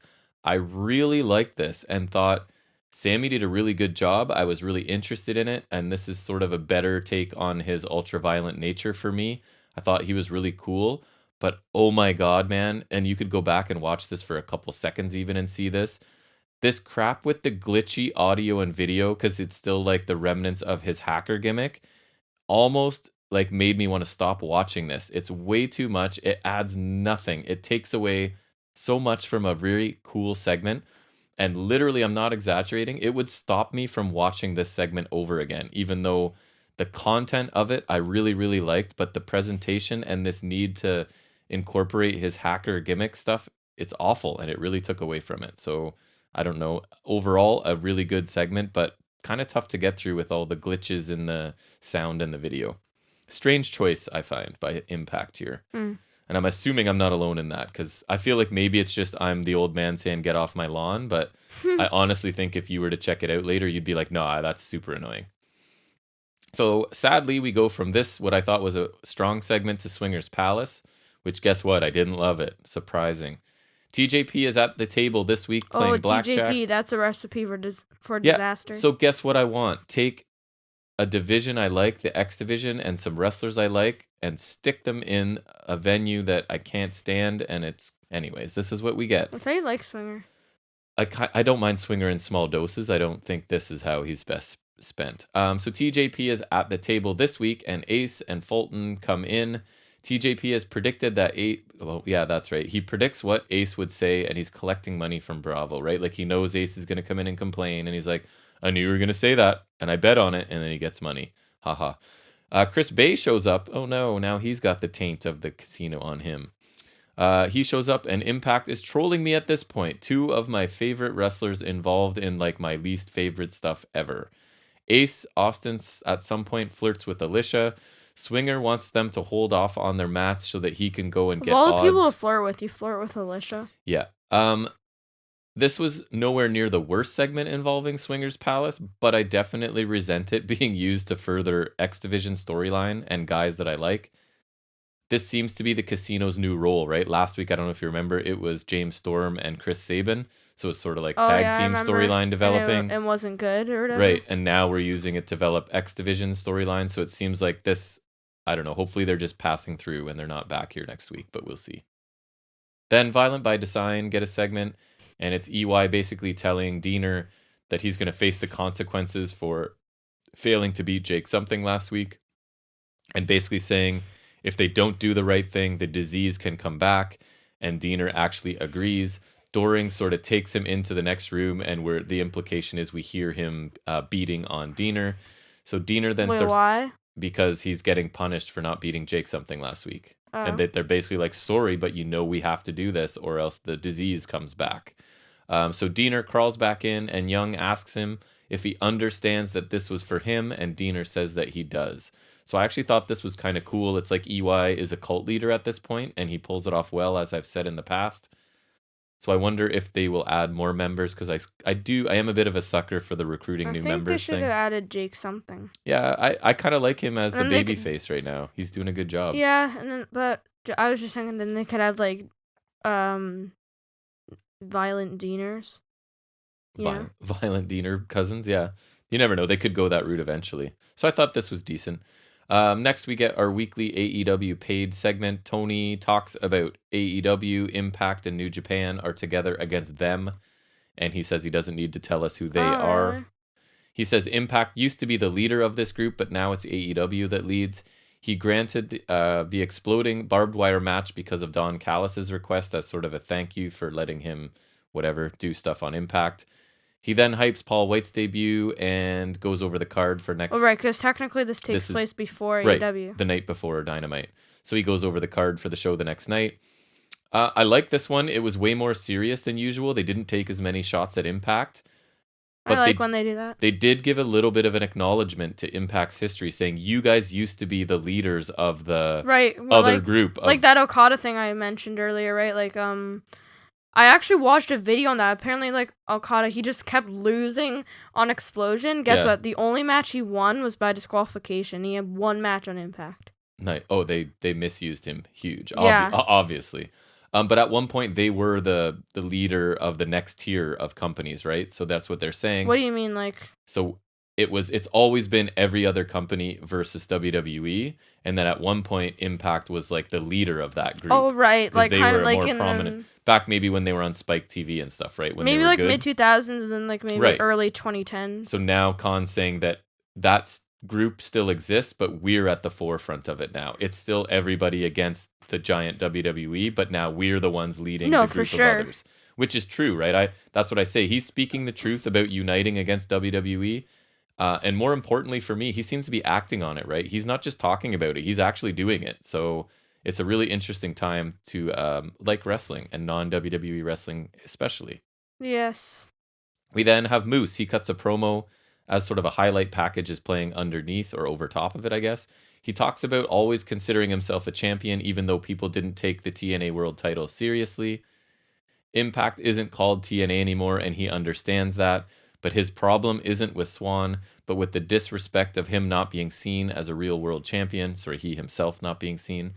To get respect, he has to beat the Impact World Champion, and that happens to be Rich Swann. He compliments Swann's athletic skills, but said there's no match for Moose, and at Sacrifice, he's fulfilling his destiny by becoming Impact World Champion. Just another really solid promo by Moose. I think he is doing an amazing job right now. Unfortunately, though, I don't think he's going to win, because I've heard Swann's going to face Omega. Well, and then I don't want him to win, if that's the case, right? If he's supposed to unify these titles and then lose them to Omega, I would rather that's somebody other than Moose, and that they can wait and just... I would honestly love Omega to be just lording over these two companies as a double world champion. Just carrying 1,000 belts around. And and he's also the AAA champion, so he's literally a triple champion. Yep, it would be cool. So I honestly think I just think it'd probably be beneficial for everyone involved. I think it'd be really cool. Yeah, I mean, maybe they get involved in this championship match because Omega would rather not have to deal with Moose. Yeah, and I think that would honestly be better because that kind of keeps Moose strong, and they could even make that clear that they don't want any part of Moose, right? And then we can just pause Moose for a little bit. That almost makes Moose look like better, right? Right, that's how I would do it, but what do I know? We then get the Good Brothers forced to team with Finn Juice, even though we've had a bit of tension between them, versus Reno Scum and Triple XL. I wonder how this one's going to go. Brutal team. So this was a really short, very straightforward match that I don't really want to cover too much. Saw the Good Brothers and Finn Juice win. Surprise with the Magic Killer. So the Good Brothers and Finn Juice are then bickering at times throughout the match, even to the point where Anderson at one spot stopped the Magic Killer to go yell at Juice Robinson. So this was another 4-minute match that was just to put the Good Brothers and Finn Juice together to build this story. That's so WWE. Yeah, and I feel at this point they expect us to know way too much about Finn Juice. They haven't really done much other than, hey, they're a tag team that's won stuff in New Japan. I would love to see some vignettes to help me actually understand. Are they? I don't think they're still tag teams. No, they're not. I think they won tag. Just that they were. I think they won them last year because I remember seeing in like the year in review for the PWI that we got. Right. I think they're just, I don't know, they're assuming that we know a lot about Finn Juice, and I would appreciate it if they would put some work into sort of letting me know why I should care so much about them. But anyways, they're caught up in the Good Brothers orbit. It's not good for anyone. We get a straightforward, except the Good Brothers, babyface promo from Rich Swann next. He can solidify himself as the real world champion at Sacrifice. Moose is one of the best athletes in the sport, but he hasn't done one thing, and that's become a legit world champion. Moose has the size and speed, but he doesn't have the heart and determination of Rich Swann. Swann fought through career-ending injuries, blood, sweat, and tears to become world champion. He will overcome the odds again at Sacrifice. It was fine. It was basic and a safe promo, which is the best material for Swann. You do not want to challenge him too much. Just keep it simple. He did a better job than usual, I thought, here. So that's good going into what should be a big match.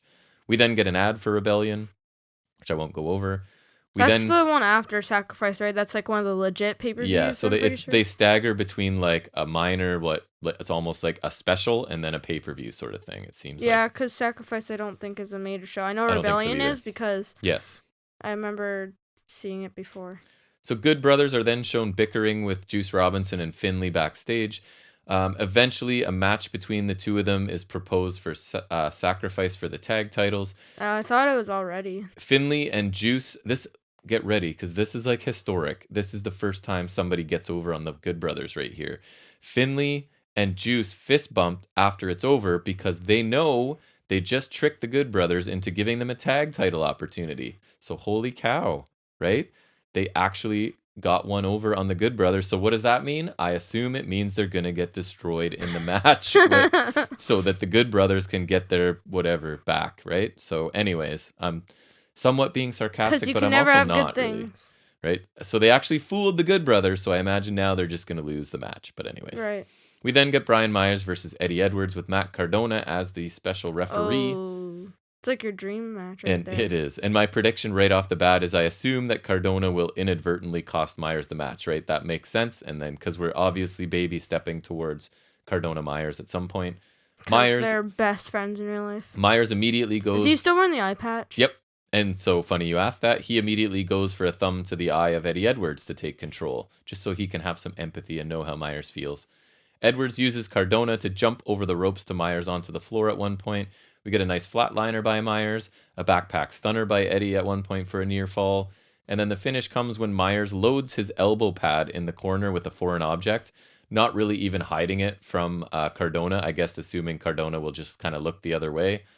And he hits his clothesline with the loaded elbow pad, but immediately gets DQ'd by Cardona, who saw the whole thing. Is it like loaded on the outside? No, he shoved something inside it.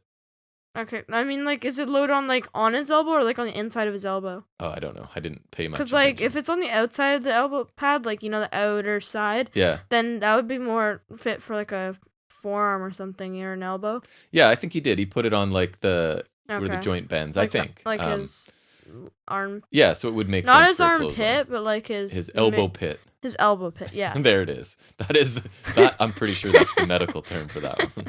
His elbow pit and your leg pit, the back of your knee, right? Yes, your knee pit. Your ear pit is under your earlobe there, I guess. Oh yeah, for sure. So Myers and Cardona argue after the match, and Cardona points out the foreign object in Brian's elbow pad.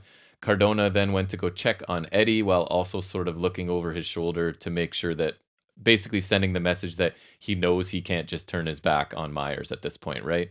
I thought it was kind of entertaining. Guess what? 5-minute match, because I don't know. I'm obsessed with the times of these. 5-minute TV match. Isn't this the main event? No. Oh, I was gonna say, if this is the main event, then no. Woof. It's sort of helping to build a predictable but acceptable to me mid-card feud. I don't mind this. I wasn't spot on in my prediction, but I was pretty close, right? Like, he didn't inadvertently cost him the match, but he did cost him the match. So I was close, at least. Yeah, you're in that territory. Right around it. Gia Miller is talking to Deonna Purrazzo about her new singles match against Jordynne Grace and how it got changed into a triple threat. Yes, with Kiera Hogan.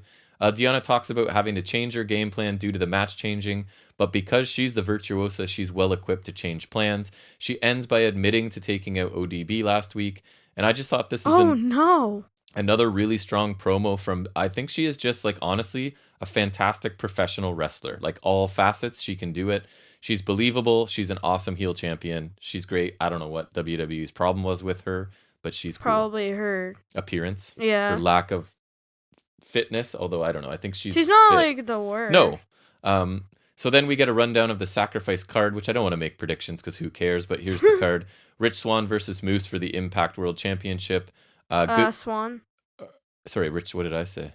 Oh, I was just saying Oh, your prediction is Swann. Yeah, I agree. Even though we're not, no one it's cares. We won't put it on the record. Good Brothers versus Finn Juice. Good Brothers. I don't even need to say. Right. TJP, Ace Austin. I'm just going to pick Ace Austin because I like him. Me too, and I'm just get it off TJP. Let's TJP clearly not good. They don't. If you don't want Austin in the heavyweight, the main event part, then make him your X Division champion and get Bay to chase him. Didn't he already get a long run? Yeah, he did. I'm not saying he shouldn't have another one. And he also flirted with the world title, right? So he's just kind of back and forth. And then next week we're gonna get Ace Austin versus Chris Bay. Yes, please. Ooh. And Rohit and Mahabali Shera versus Chris Sabin and James Storm also next week. We then move into the main event, which is Kiera Hogan versus Jordan Grace versus Deonna Purrazzo in a triple threat match that I really enjoyed. And it was one of my... Yeah, I think you told me. One of the better matches this week across the whole thing for me, maybe. Anyways, Jordan looked great, dominating Kiera Hogan early. Purrazzo then showcases her counters and hooks in an armbar that Grace has to break up. Grace uses her power. This is basically the match, right? Grace uses her power. Purrazzo uses her skill. Hogan uses her speed, and it all really worked well for me. There's a crazy roll through wheelbarrow suplex at one point by Jordan Grace.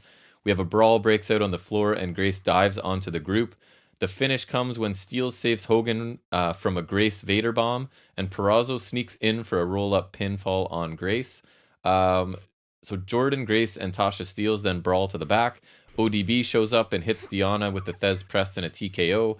ODB poses with the Knockouts title to close the show, which is kind of gross. But anyways. She jinxed herself, so you're good. I covered it really quickly, as I do with Impact stuff, but I pretty much love this match. The clear contrast in the styles was super interesting, and I thought really well executed. Everyone played to their strengths in this match, and there was no wasted time. A really strong main event, and it feels great, honestly, to love a match from this division again, because when we started doing this podcast, this division was really strong. I was loving it. Then there was a serious lull. We talked about it a bit today randomly, right? And I'm not saying it's her, but right around the time that Kylie Ray left, I feel like things have kind of slowed down. It's not even that she's the best. It's just because I think they had such plans. And they had depth, and they had plans, and I was just starting to understand how good she is. And then just kind of sent everything into chaos. So this match was really good. I would recommend it. And then basically overall, I quite enjoyed this episode of Impact. I am very happy to report. The opener was good and the main event was excellent. Dashwood Havoc, Edwards Myers were solid TV matches. Good Brothers Finn Juice for me was forgettable, and the Casino is always forgettable. I really liked the content, not the style of the Sami Callihan vignette. And Moose's promo was good, and the Violent by Design was good. So I'm actually giving this episode a B+, which is my highest rated show of the week. So Impact pretty much won the week for me. You rated it higher than AEW? I did. Wait, what I gave AEW a B this week. Huh. And again, it's sort of grading on a curve, right? Because an average AEW is much better than an average Impact. So comparing it to its own shows I'm only doing here, this is a B+ episode of Impact. So better than their average for sure for me. I quite enjoyed it. Mm-hmm. I'm happy to say. All right. So let us move into our final section. We are done reviewing shows, and now we're going to talk... AEW Revolution 2021 Oh, sorry, I forgot about that. We do have to make predictions. Yes. Sorry, I was going to move into our last segment, and we're not ready yet. So let's make some predictions. Okay, so the first match is the Casino Tag Team Royale. Do you have a list of teams for me? I can just try to do my best offhand. Okay. Pac and Phoenix. Yep. Santana Ortiz. Dark Order, which is... I think there's 3 Dark Order teams. There are. So you got Uno, Grayson, Reynolds, Silver. And then... Who else? Or is there only 2? No, I saw somewhere that there's 3. That's okay. I don't know. Probably wouldn't Nobody pick I was going to pick. Right. Other people. Okay, great. I'm sorry. Great information. I tried to find it out too. I was gonna write down all the teams. I've been a little confused on the build to this. I'm not gonna lie to you, but I'm gonna take Silver and Reynolds. Really? Yeah. All right. Any merit to that, or like any just because reason? I think they're realizing that Silver is awesome and that tag team is part of it. Is I just hope they are because they're really fun to watch. It'd be a bit of a surprise, and I'm trying to think what are our championship, who's champions right now, and are they going to retain? That's the other question. So I went with Pac and Phoenix because they probably have the most momentum right now and create the best future title match.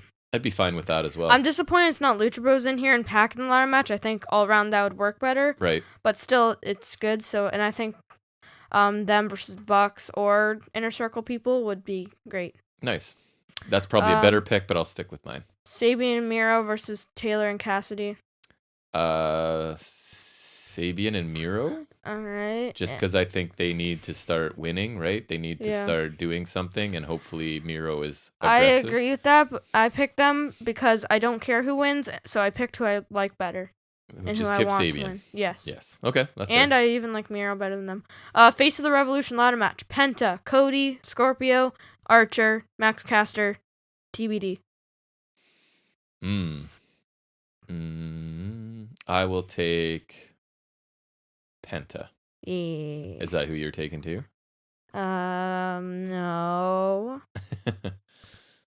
Yeah. I don't really have any rationale behind it. So I also picked Penta because Penta is my boy. Yes. But other than that, I think he'd be a great fit to win this match. I think he deserves some single spotlight after a while.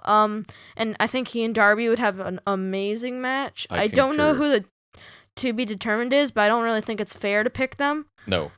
So I didn't. And it could be the signing Paul White's teasing, but it would still be unknown until Revolution. So that's right. Penta's great. He deserves it. The title match would be great if he wins the match, and I think also if he were to win the title, that would also be great. I think he'd be a good fit, right? And he can be heel for sure and face Darby. Yeah, I agree. Yeah, I like my pick more now. It works all around. Paige versus Hardy. Paige. Okay. I don't. I mean, I can't imagine you're stopping Paige's momentum by having him lose to Hardy. So I also picked Hangman Page. He's my boy. So yeah. Yeah. But this match could go either way storyline wise, right? So like if he's paid some people to help him again, right? Yeah. But I think Hangman should win because it would be more interesting and Hardy has nothing to lose from a loss here. Right. Paige is clearly a future main eventer in this company, and they need to start building towards that. Yep. A loss will send him back far more than it would for Hardy, so it should be Hangman with the win here. I agree. That is all true. Street fight. Street fight is Sting and Darby versus Team Taz. Definitely going to be Sting and Darby. How is Sting going to lose? Right. And so I also picked them. Sting is not going to lose his first match. There's no way. And they built to this and hyped him so much that his win is also inevitable. Also, Team Taz have routinely looked like chumps throughout this storyline to the point where I wouldn't believe that they have even a sliver of a chance of winning. No. They've been scared off and beaten up by an old man and a skinny guy despite Sting being old and Team Taz having a numbers advantage. So they look so weak, I doubt they will win. Me too. I just don't think Sting's losing. Yeah, that at this too. Point. Bucks versus MJF and Jericho. Oof. Kind of tough. I'll take the Bucks. Okay. I just don't think their reign's going to end yet. I also took the Young Bucks. They're just going to have a longer run with it. I also took the Bucks. MJF and Jericho are good in my opinion, but I don't think they need to win the titles yet. I also think they're pretty occupied with the Sammy Guevara storyline. I think Guevara should and could cost them the match to further that storyline and not make them look too weak, right? Yeah. And I agree. I think the Bucks should keep going, and I think if Death Triangle were to win, that would be a fire match. It would. Hikaru Shida versus Ryo Mizunami. I will say Shida. Okay. Only because I'm not sure if Mizunami's staying in North America. I went with Mizunami. Just because I think Hikaru Shida has been finals champion. She has done what she could, but I think she's done too little, too long. And to be fair, the division has been a little lacking, but nonetheless, I think a change of scenery is needed. I think that may have come in the form of Ryo Mizunami. I think she looked really good and unique in her match against Nyla Rose. She just looks and wrestles differently than most others on the roster. I think that'll bring a breath of fresh air and some good matches to the division. So I'm going to go with her just because I think it's great. I just have this feeling that this could be a really good match. I feel like I may really enjoy this. I think Mizunami is pretty good. Yeah. So I hate that belt, but yes, the physical belt.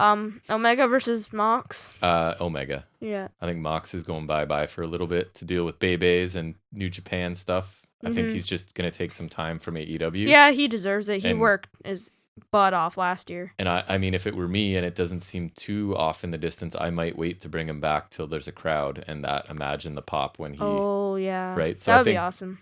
I think Omega... Yeah. A, I don't think he needs to... He needs the belt still. He's still doing the collector gimmick. B, I think Mox is going bye-bye for a little bit. So I think that one's pretty clear, but who knows? Mm-hmm.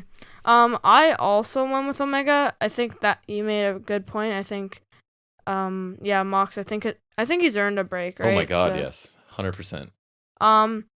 But so Mox is my favorite, and the stipulation for sure favors him. But Omega's in one of his best runs of his career. He's just beginning his great heel tail run, and much like Roman Reigns, I don't think he's stopping anytime soon. No, I don't either. The match is sure to be crazy. Omega's title run, I think, will be packed with more crazy matches to come, and I think he's gonna walk away with the win. I agree. So no more matches left, but I want to do a thing. Top 2 picks for that mystery signing. Okay. Let me see. I will take... No, I don't think Batista. I think he's staying in Hollywood. I'll say Kurt Angle. I don't want it to be. Okay. I'll predict Kurt Angle. And? Brock Lesnar. Brock. Those are my picks. You? So I went Christian because... Yeah. At first I heard he's under contract, but then I saw another thing. That he's been talking with Tony Khan, actually. So, there's that. Oh, I see. You've got inside information. And then, because I literally don't know anything else and I don't really care, I went with CM Punk just because it's funny. Yeah, and at least we have 2 different ones. We got 4 possibilities. That's fun. Right, and I think if it were to be the CM Punk, even though there's, no chance that's going to happen... Right. It would be awesome. Yeah, it'd be fun. It would, again, if there were a crowd, it would be insane. Or maybe there will be some crowd, I guess. I don't think it will be him because I feel like they should hold off. I think you made a good point there, but... Yeah, we'll see. Yeah, so that's it. All right, so now we are actually moving into our final segment, and that's where Jack's going to update us on the world of wrestling figures in our weekly segment called Figuring It Out with Jack. Yeah. So a bit of a surprise came up to Ringside Collectibles. The Royal Rumble 21 Elites are available for pre-order, even though they're already out in some places, I think. But right. Anyways, that's interesting. So you got Stone Cold from 2002, Umaga. Yeah. From 2008. I like Umaga. Ultimate Warrior from 1990, which I don't love Ultimate Warrior, but it is pretty cool because you get a chipped face paint alternate head, so that's pretty cool, I must admit. Bit of a trash bag of a human being, that guy, for sure. And then Titus O'Neil from Greatest Royal Rumble 2018. Nice. And I'm very happy with this because as long as they don't get sold out, then Umaga. Yeah. So I do like Umaga. Umaga. And it's a unique looking figure, so I dig that. Yeah, and it's Umaga wearing red too. It's not even like him wearing his usual black. He's wearing red. He was cool. Yeah. He was cool. Mm-hmm. Elite 86 has been revealed, which is the SummerSlam wave. And it's available for pre-order on Ringside Collectibles. We got Seth Rollins, which will likely be 2018, which would be the Thanos Rollins, which would be awesome. Yeah. Or 2020, which would be the Rey Mysterio Rollins, which would be we got The Fiend, which will literally either be 2019 or 2020, because those are literally the only 2 SummerSlams The Fiend has been at. Right. And I honestly don't know why they need another SummerSlam Fiend, because The Fiend's first figure is in last year's SummerSlam wave. They probably and are it'll be the exact same. People. Yeah, maybe it'll come with different accessories because the first one didn't come with the jacket for some reason. Anyways, then we got Triple H, which we know from render images is 1998. Like the purple tights. Yes. I believe it's from that. Do you remember his ladder match with The Rock for the Intercontinental title? Yeah, it's that. They had some good matches it'll be together. Carmella, which is likely 2018. Remember, that's when Charlotte won and Becky turned heel. Charlotte won? I don't believe you. And remember, Becky turned heel? Yes. So it's from that. Sid Justice, which is likely 1991, which is, I think, the match made in hell. Remember Warrior and Hogan versus the Triangle of Terror, was it called? Does he have a beautiful permed mullet? Yeah, and I think he's going to be Nice. wearing a ref tank top. No leather vest? Yeah, because he was like a ref Yeah. in that match. And The Miz, which will likely be 2018, which was against Daniel Bryan, 2016, which was against Apollo Crews. Or I also found, when I googled Miz SummerSlam, I found 2014 against Dolph Ziggler, so maybe that's a possibility. Mm-hmm. Chase variant is Triple H, which is from Heat on January 3rd, 1999. And I'm just going to say, if that's not a Thanos Seth Rollins, I'm going to be so mad. You have talked a lot about this. It's Thanos like Rollins. the best Seth Rollins ever. It just looks, it's great. Okay. Like, white Seth Rollins who? I won't disagree. Like, white Seth Rollins is sick, but, like, it's not a Thanos Rollins. Okay. I believe you. It's the best. I'm glad you're excited about it. Is it? Like, the purple tire's good, but it's like Thanos Rollins is like awesome. I believe you. That's the figure I want the most ever. Okay. So we got Basic 120 has been revealed. That's available for pre-order. We got Pete Dunne, which is cool. We got Karrion Kross, which is cool. We got Scarlett, which is cool. We got Shawn Michaels, which is cool if it's not old Shawn Michaels, which people are like, ooh, I hope it's a bald Shawn Michaels. No, I don't want that. You. And Edge, which is not cool because Edge is Nice. old. And the Chase variant is Scarlett, so Scarlett getting 2 figures, so that's good for her. Yeah, cool. And that'll be cool for people who are getting the Elite Karrion Kross. Yep. So New Japan Series 1, the images have been revealed. And they look awful. Yeah, you were laughing at them a little bit. They look so bad. They look very poor quality, and whoever posed them in the pictures did a horrible job. The skin tone is like the opposite issue of the AEW Series 1 figures. Hopefully it's just a lighting issue, maybe. And these look too tan, and further the poor quality look, the scans look awful too, and some of the part molds are just bad as well. So who is it? I'll cover that in a sec. I still got a little more. Oh, sorry. Apparently these look a little better in person, but and I saw that one guy, he tried to adjust the stiff arm on his Okada, who's in this set, and it fell off. So, yeah, these don't look really that great, and they've been delayed on pre-order for over a year, and this has been a massive disappointment for many people, myself included, because this is probably the only way I'm getting a Jay White figure, and they better sort this out. If they've been delayed for a year and they still don't look good, that's even more frustrating. So you got Tomohiro Ishii. Love him. You're not gonna love the figure. No, he's awesome. Kazuchika Okada. Yeah. Hiroshi Tanahashi. Yeah. And Will Ospreay. Oh, nice. That makes sense for their first group. If you want to look at these, go check out Ringside's Instagram, and I guarantee any desire to pre-order these will go away. Nice. It's disappointing for you, a big collector of these things. Right, and I thought the Bushi that's in Series 2 looks cool, but they better sort this out, because... They will. They will.